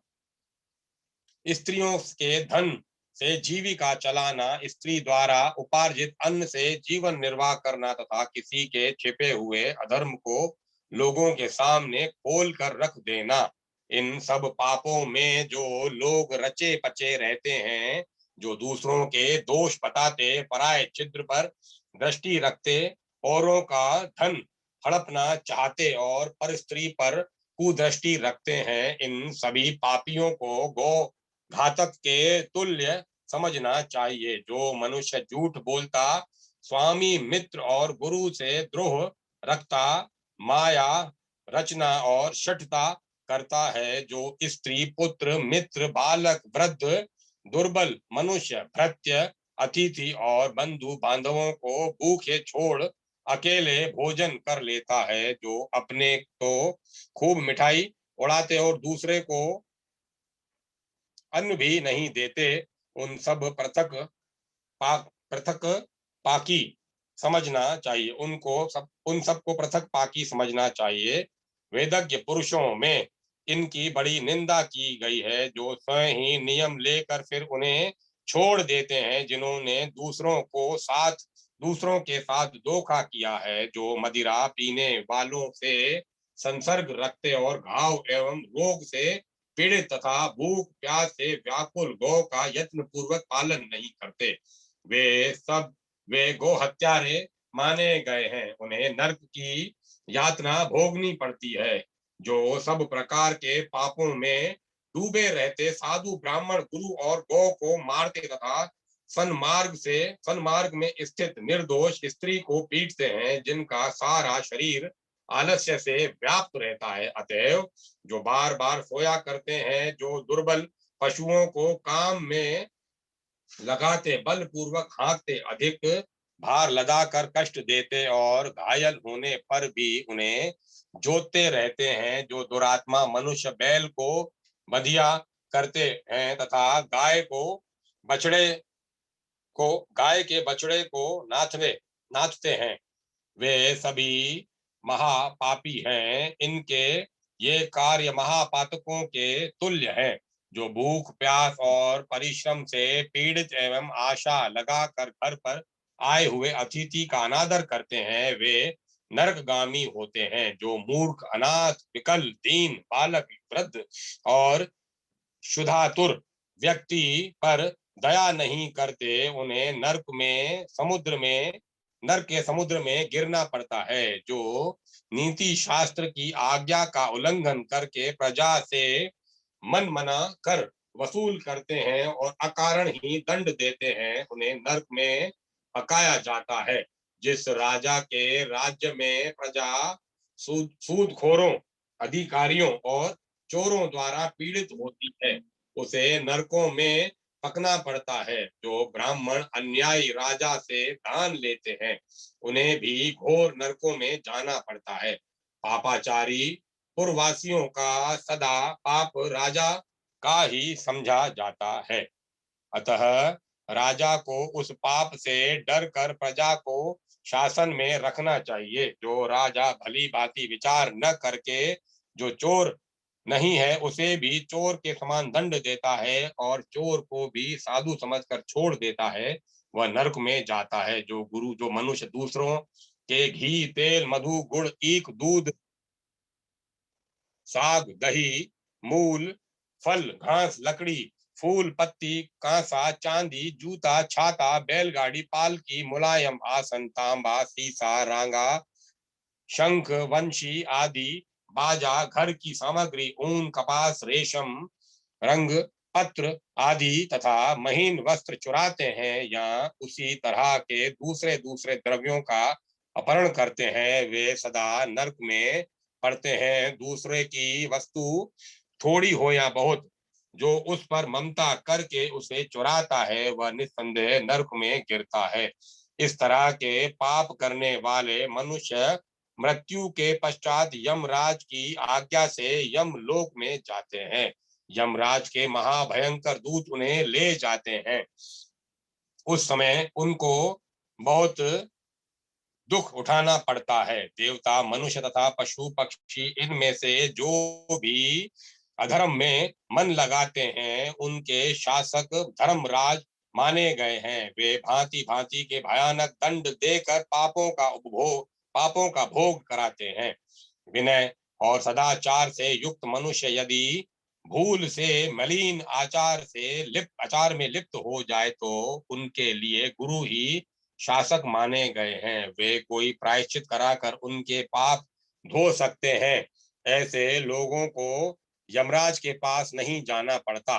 पर स्त्री, लंपट, चोर और अन्याय पूर्ण बर्ताव करने वाले पुरुष पर राजा का शासन होता है। राजा ही उनके दंड विधाता माने गए हैं। परंतु जो पाप छिपकर किए जाते हैं, उनके लिए धर्मराज ही दंड का निर्णय करते हैं।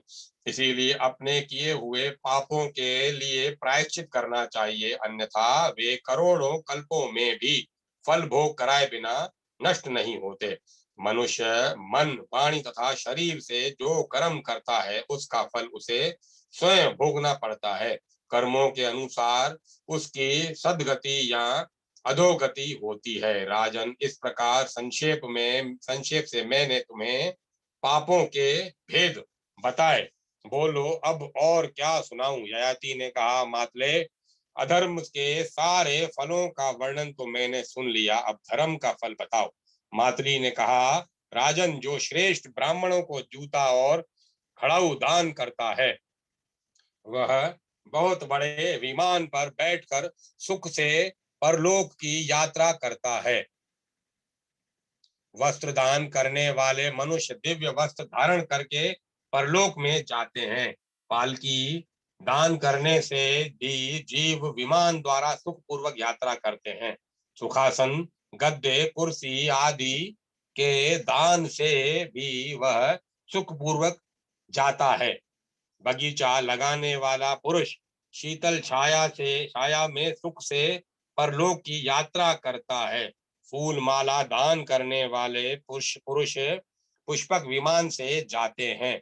जो देवताओं के लिए मंदिर, सन्यासियों के लिए आश्रम तथा अनाथों और रोगियों के लिए घर बनाते हैं, वे परलोक में उत्तम महलों में के भीतर रहकर विहार करते हैं। जो देवता, अग्नि, गुरु, ब्राह्मण, माता और पिता की पूजा करता है तथा गुणवानों और दीनों को रहने के लिए घर देता है, वह सब कामनाओं को पूर्ण करने वाले ब्रह्म लोक को प्राप्त होता है। राजन, जिसने श्रद्धा के साथ ब्राह्मण को एक कोड़ी का भी दान दिया है, वह स्वर्ग लोक में देवताओं का अतिथि होता है तथा उसकी कीर्ति बढ़ती है। अतः श्रद्धा पूर्वक दान देना चाहिए, उसका फल अवश्य होता है। अहिंसा, क्षमा, सत्य, लज्जा, श्रद्धा, इंद्रिय संयम, दान, यज्ञ, ध्यान और ज्ञान, ये धर्म के 10 साधन हैं।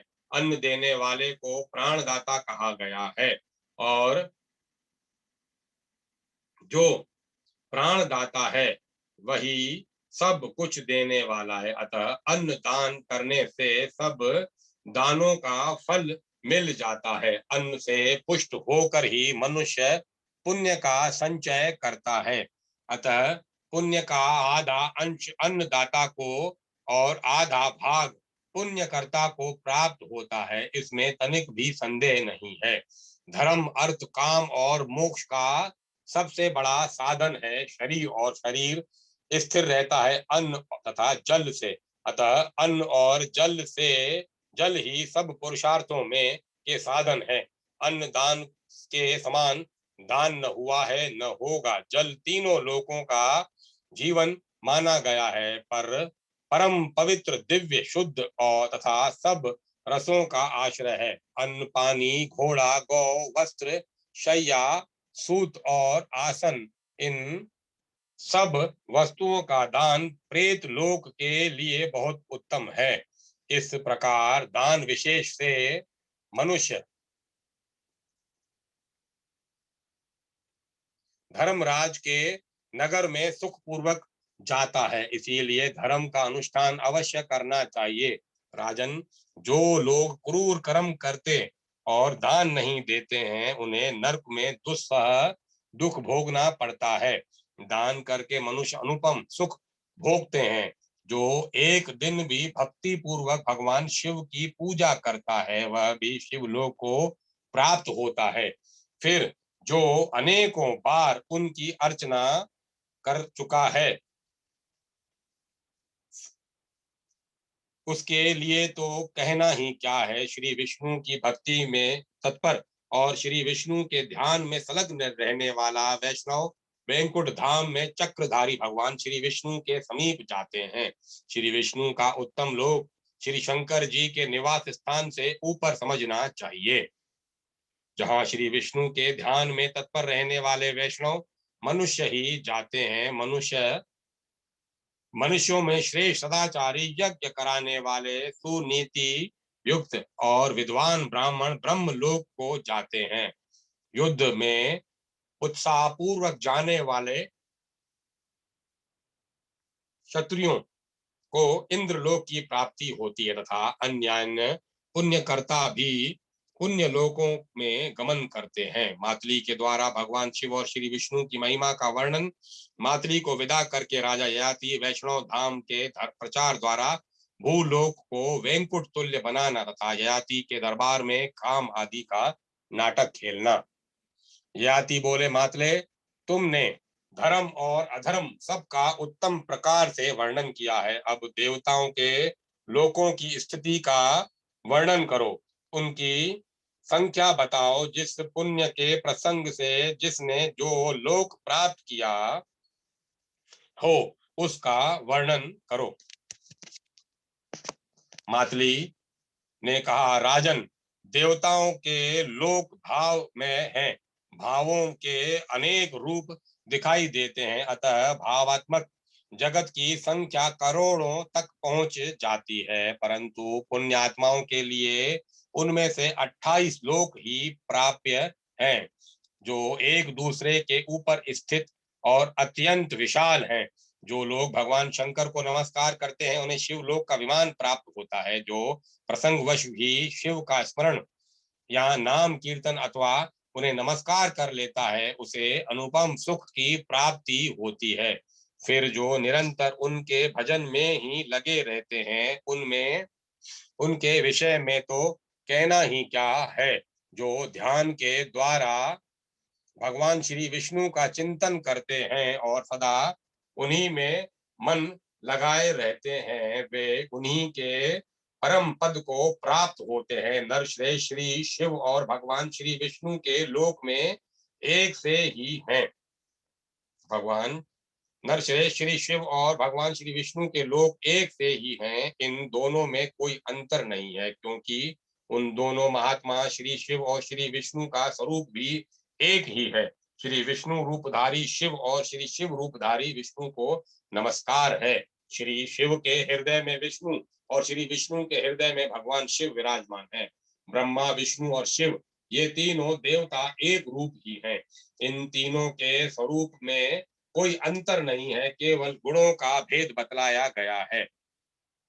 राजेंद्र, आप श्री शिव के भक्त, आप भगवान श्री विष्णु के अनुरागी हैं, अतः आप पर ब्रह्मा, विष्णु और शिव तीनों देवता प्रसन्न है। मानद, मैं इंद्र की आज्ञा से इस समय आपके पास आया हूँ, अतः पहले इंद्रलोक में चलिए, इसके बाद क्रमशः ब्रह्मलोक, शिवलोक और विष्णु लोक में जाइएगा।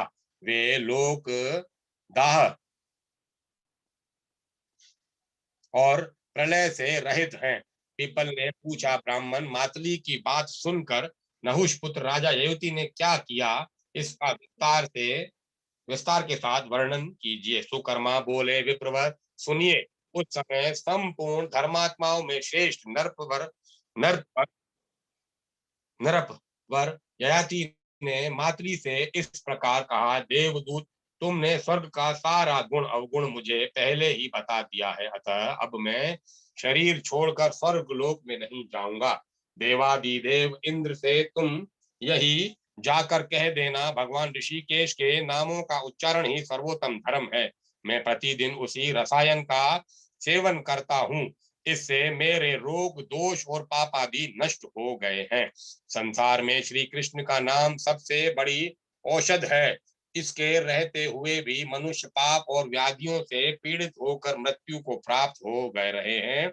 यह कितने आश्चर्य की बात है। लोग कितने बड़े मूर्ख हैं कि श्री कृष्ण नाम का रसायन नहीं पीते। भगवान की पूजा, ध्यान, नियम, सत्य भाषण तथा दान से शरीर की शुद्धि होती है। इससे रोग और दोष नष्ट हो जाते हैं। तदंतर भगवान के प्रसाद से मनुष्य शुद्ध हो जाता है। इसीलिए मैं अब स्वर्ग लोक को नहीं चलूंगा। अपने तप से, भाव से और धर्माचरण से के द्वारा भगवत कृपा से इस पृथ्वी को ही स्वर्ग बनाऊंगा। यह जानकर तुम यहाँ से जाओ और सारी बातें इंद्र से के सुनाओ। राजा ययाति की यह बात सुनकर मातली चले गए। उन्होंने इंद्र से सब बातें निवेदन की। उन्हें सुनकर इंद्र राजा उन्हें सुनकर इंद्र पुनः राजा को स्वर्ग में लाने के विषय में विचार करने लगा। पीपल ने पूछा, ब्राह्मण, इंद्र के दूत महाभाग मातली के चले जाने पर धर्मात्मा याति ने कौन सा कार्य किया? सुकर्मा बोले, विप्रवर, देवराज के दूत मातली के जब चले गए तब राजा याति ने मन ही मन कुछ विचार किया और तुरंत ही प्रधान प्रधान दूतों को बुलाकर उन्हें धर्म और अर्थ से युक्त उत्तम आदेश दिया। दूतों, तुम लोग मेरी आज्ञा मानकर अपने और दूसरे देशों में जाओ। तुम्हारे मुख से वहां के सब लोग मेरी धर्म युक्त बात सुने और सुनकर उसका पालन करें। जगत में मनुष्य परम पवित्र और अमृत के समान सुखदायी भगवत संबंधी भावों द्वारा उत्तम मार्ग का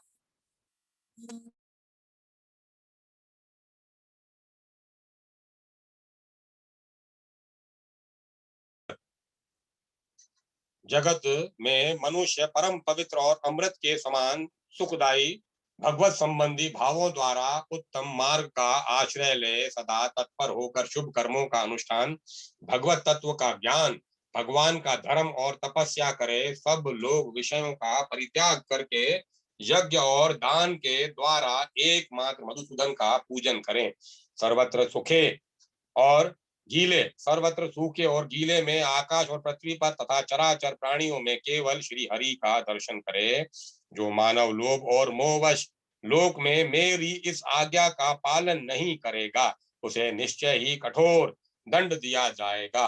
मेरी दृष्टि में वह चोर की भांति निकृष्ट समझा जाएगा। राजा के ये वचन सुनकर दूतों का हृदय प्रसन्न हो गया। वे समूची पृथ्वी पर घूम घूम कर समस्त प्रजा को महाराज का आदेश सुनाने लगे। ब्राह्मण आदि चारों वर्णों के मनुष्य राजा ययाति के संसार में परम पवित्र अमृत ला दिया। ब्राह्मण आदि चारों वर्णों के मनुष्यों राजा ययाति ने संसार में परम पवित्र अमृत ला दिया। आप सब लोग उसका पान करें। उस अमृत का नाम है पुण्यमय वैष्णव धर्म।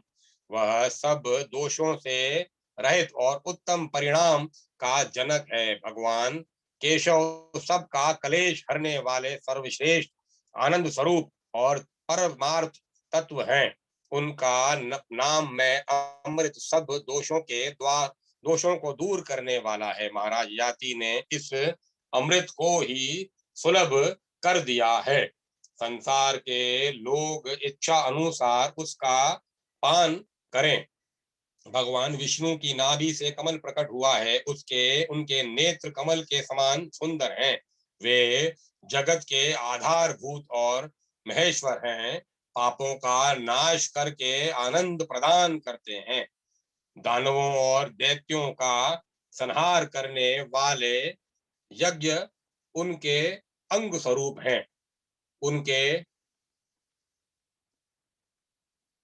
हाथों में सुदर्शन चक्र शोभा पाता है। वे पुण्य की निधि और स्वरूप हैं। उनके स्वरूप का कहीं अंत नहीं है। संपूर्ण विश्व उनके हृदय में निवास करता है। वे निर्मल, सबको आराम देने वाले, राम नाम से विख्यात, सब में रमण करने वाले, मूर दैत्य के शत्रु, आदित्य स्वरूप, अंधकार के नाशक, मल रूप,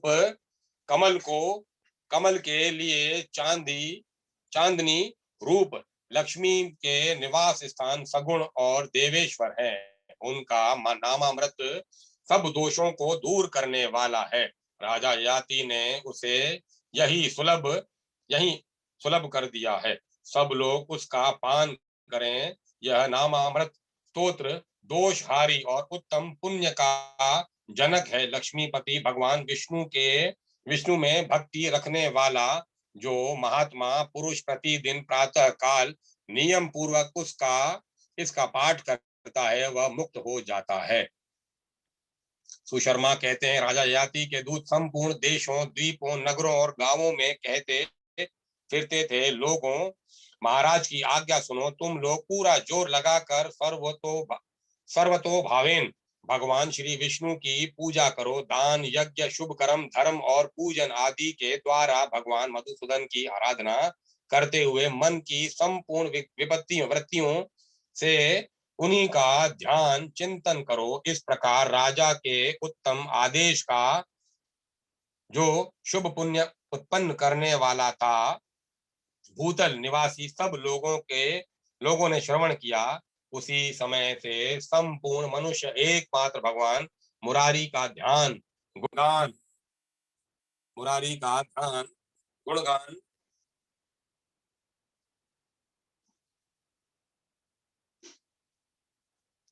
जप और तप करने लगे। वेदोक्त सूक्तों और मंत्रों द्वारा जो कानों को पवित्र करने वाले तथा अमृत के समान मधुर थे, श्री केशव का यजन करने लगे। उनका चित्त सदा भगवान में ही लगा रहता था। वे समस्त विषयों और दोषों का परित्याग करके व्रत, उपवास, नियम और दान के द्वारा भक्ति पूर्वक जगन निवास श्री विष्णु का पूजन करते थे। राजा का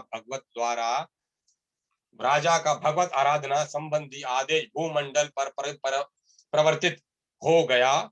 सब लोग वैष्णव प्रभाव के कारण भगवान का यजन करने लगे। यज्ञ विधि को जानने वाले विद्वान नाम और कर्मों के द्वारा श्री विष्णु का यजन करते और उन्हीं के ध्यान में संलग्न रहते थे। उनका सारा उद्योग भगवान के लिए ही होता था। वे विष्णु पूजा में निरंतर लगे रहते थे। जहां तक यह सारा भूमंडल है और जहां तक प्रचंड किरणों वाले भगवान सूर्य तपते हैं, वहां तक समस्त मनुष्य भगवत भक्त हो गए। श्री विष्णु के प्रभाव से उनका पूजन, सत्वन और नाम कीर्तन करने से सबके शोक दूर हो गए। सभी पुण्यात्मा और तपस्वी बन गए। किसी को रोग नहीं सताता था। सबके सब दोष और रोष से शून्य तथा समस्त ऐश्वर्यों से संपन्न हो गए थे। महाभाग, उन लोगों के घरों के दरवाजे पर सदा ही पुण्यमय कल्प वृक्ष और समस्त कामनाओं को पूर्ण करने वाली गौएं रहती थी। उनके घर में चिंतामणि नाम की मणि थी, जो परम पवित्र और संपूर्ण मनोरथों को पूर्ण करने वाली मानी गई है।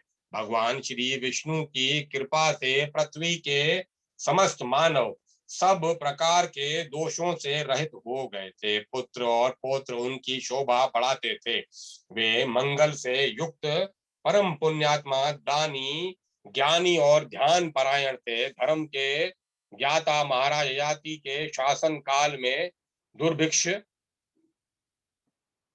और व्याधियों का भय नहीं, मनुष्य की अकाल मृत्यु नहीं होती थी। सब लोग विष्णु संबंधी व्रतों का पालन करने वाले और वैष्णव थे। भगवान का भी ध्यान और उन्हीं के नामों का जप उनकी दिनचर्या का अंग बन गया था। वे सब लोग भाव भक्ति के साथ भगवान की आराधना में तत्पर रहते थे। द्विजश्रेष्ठ उस समय सब लोगों के घरों में तुलसी के वृक्ष और भगवान के मंदिर शोभा पाते थे। सबके घर साफ सुथरे और चमकीले थे तथा उत्तम गुणों के कारण दिव्य दिखाई देते थे। सर्वत्र वैष्णव भाव छा रहा था। नाना प्रकार के मांगलिक उत्सवों का दर्शन होता था। विप्रवर भूलोक में सदा शंखों की ध्वनि सुनाई पड़ती थी जो आपस में टकराया करती थी। वे ध्वनियां समस्त दोषों और पापों का विनाश करने वाली थी। भगवान विष्णु के में भक्ति रखने वाली स्त्रियों ने अपने अपने घर के दरवाजे पर शंख, स्वास्तिक और पद्म की आकृतियां लिख रखी थी। सब लोग केशव का गुणगान करते थे। कोई हरि और मुरारी का उच्चारण करता तो कोई श्रीश, अच्युत तथा माधव का नाम लेता था। कितने ही श्री नरसिंह, कमल नयन, गोविंद, कमलापति, कृष्ण और राम नाम की रट लगाते हुए भगवान की शरण में जाते मंत्रों के द्वारा उनका जप करते तथा पूजन भी करते थे। सबके सब वैष्णव थे, अतः वे श्री विष्णु के ध्यान में मग्न रहकर उन्हीं को दंडवत प्रणाम किया करते थे। कृष्ण, विष्णु, हरि, राम, मुकुंद, मधुसूदन, नारायण, ऋषिकेश, नरसिंह, अच्युत, केशव, पद्मनाभ, वसुदेव, वामन, बराह, कमठ, मत्स्य, कपिल, स्वराधीप, विश्वेश्वर, विश्वरूप, अनंत, अनग, शुचि, पुरुषा पुरुषाकराश, श्रीधर, श्रीपति, हरि, श्रीधर, श्रीश, श्रीनिवास, सुमोक्ष, मोक्षद और प्रभु, इन नामों का उच्चारण करते हुए पृथ्वी के समस्त मानव, बाल, वृद्ध और कुमार भी भगवान का पूजन करते थे। घर के काम धंधों में लगी हुई स्त्रियां सदा भगवान श्री हरि को प्रणाम करती और बैठते, सोते, चलते, ध्यान लगाते और ज्ञान प्राप्त करते समय भी वे श्री लक्ष्मीपति का स्मरण करती रहती थी। खेल कूद में लगे हुए बालक गोविंद को मस्तक झुकाते और दिन रात हरि नाम का कीर्तन करते रहते थे। द्विजश्रेष्ठ सर्वत्र भगवान श्री विष्णु के नाम की ध्वनि सुनाई पड़ती थी। भूतल के समस्त मानव वैष्णव चित्त भाव से रहा करते थे। महलों और देव मंदिरों की कलशों कलशों पर सूर्य मंडल के समान चक्र शोभा पाते थे। पृथ्वी पर सर्वत्र श्री कृष्ण का भाव दृष्टि गोचर होता था। यह भूतल विष्णु लोक की समानता को पहुंच गया था। वैकुंठ में वैष्णव लोग जैसे विष्णु का उच्चारण करते हैं, उसी प्रकार इस पृथ्वी पर मनुष्य कृष्ण नाम का उच्चारण कीर्तन करते थे। भूतल और वैकुंठ दोनों लोकों का एक ही भाव दिखाई देता था। वृद्धावस्था और रोग का भय नहीं था, क्योंकि मनुष्य अजर अमर हो गए थे। भूलोक में दान और भोग का अधिक प्रभाव दृष्टि गोचर होता था। प्राय सब लोग द्विज मात्र वेदों के विद्वान और ध्यान परायण थे। सब यज्ञ और दान में लगे रहते थे। सब में दया भाव था। सभी परोपकारी, शुभ विचार संपन्न और धर्मनिष्ठ थे। महाराज ययाति के उपदेश से भूमंडल में के समस्त मानव वैष्णव हो गए थे। भगवान श्री विष्णु कहते हैं, नरश्रेष्ठ वैन नहुष पुत्र महाराज ययाति का चरित्र सुनो। ये सर्वधर्म परायण और निरंतर भगवान विष्णु में भक्ति रखने वाले थे। उन्हें इस पृथ्वी पर रहते 1 लाख वर्ष व्यतीत हो गए, परंतु उनका शरीर नित्य नूतन दिखाई देता था, मानो वे 25 वर्ष के तरुण हों। भगवान श्री विष्णु के प्रसाद से राजा ययाति बड़े ही प्रशस्त और पूर्ण हो गए थे। भूमंडल के मनुष्य कामनाओं के बंधन से रहित होने के कारण यमराज के पास नहीं जाते थे। वे दान पुण्य से सुखी थे और सब धर्मों के अनुष्ठान में संलग्न रहते थे, जैसे दुर्वा और वट वृक्ष पृथ्वी पर विस्तार को प्राप्त होते हैं, उसी प्रकार वे मनुष्य पुत्र पौत्रों द्वारा वृद्धि को प्राप्त हो रहे थे। मृत्यु रूपी दोष से हीन होने के कारण वे दीर्घजीवी होते थे। उनका शरीर अधिक काल तक दृढ़ रहता था। वे सुखी थे और बुढ़ापे का रोग उन्हें छू भी नहीं गया था। पृथ्वी के सभी मनुष्य पृथ्वी के सभी मनुष्य 25 वर्ष की अवस्था में दिखाई देते थे। सबका आचार विचार सत्य से युक्त था। वे सभी भगवान के ध्यान में तन्मय रहते थे। समूची पृथ्वी पर जगत में किसी की मृत्यु नहीं सुनी जाती थी, किसी को शोक नहीं देखना पड़ता था, कोई भी दोष से लिप्त नहीं होते थे। एक समय इंद्र ने कामदेव और गंधर्वों को बुलाया तथा उनसे इस प्रकार कहा, तुम लोग सब मिलकर ऐसा कोई उपाय करो जिससे राजा याति यहाँ आ जाए। इंद्र के यूं कहने पर कामदेव आदि सब लोग नट के वेश में राजा याति के पास आए और उन्हें आशीर्वाद से प्राप्त प्रसन्न करके बोले, महाराज, हम लोग एक उत्तम नाटक खेलना चाहते हैं। राजा याति ज्ञान विज्ञान में कुशल थे। उन्होंने नटों की बात सुनकर सभा एकत्रित की और स्वयं भी उसमें उपस्थित हुए। नटों ने विप्र रूपधारी भगवान वामन के अवतार की लीला उपस्थित की। राजा उनका नाटक देखने लगे। उस नाटक में साक्षात कामदेव ने सूत्रधार का काम किया। वसंत पारिपार्श्विक बना अपने वल्लभ को प्रसन्न करने वाली रति नटी के वेश में उपस्थित हुई। नाटक में सब लोग पात्र के अनुरूप वेश धारण किए अभिनय करने लगे। मकरंद वसंत ने महाप्राग राजा याति के चित्त को क्षोभ में डाल दिया।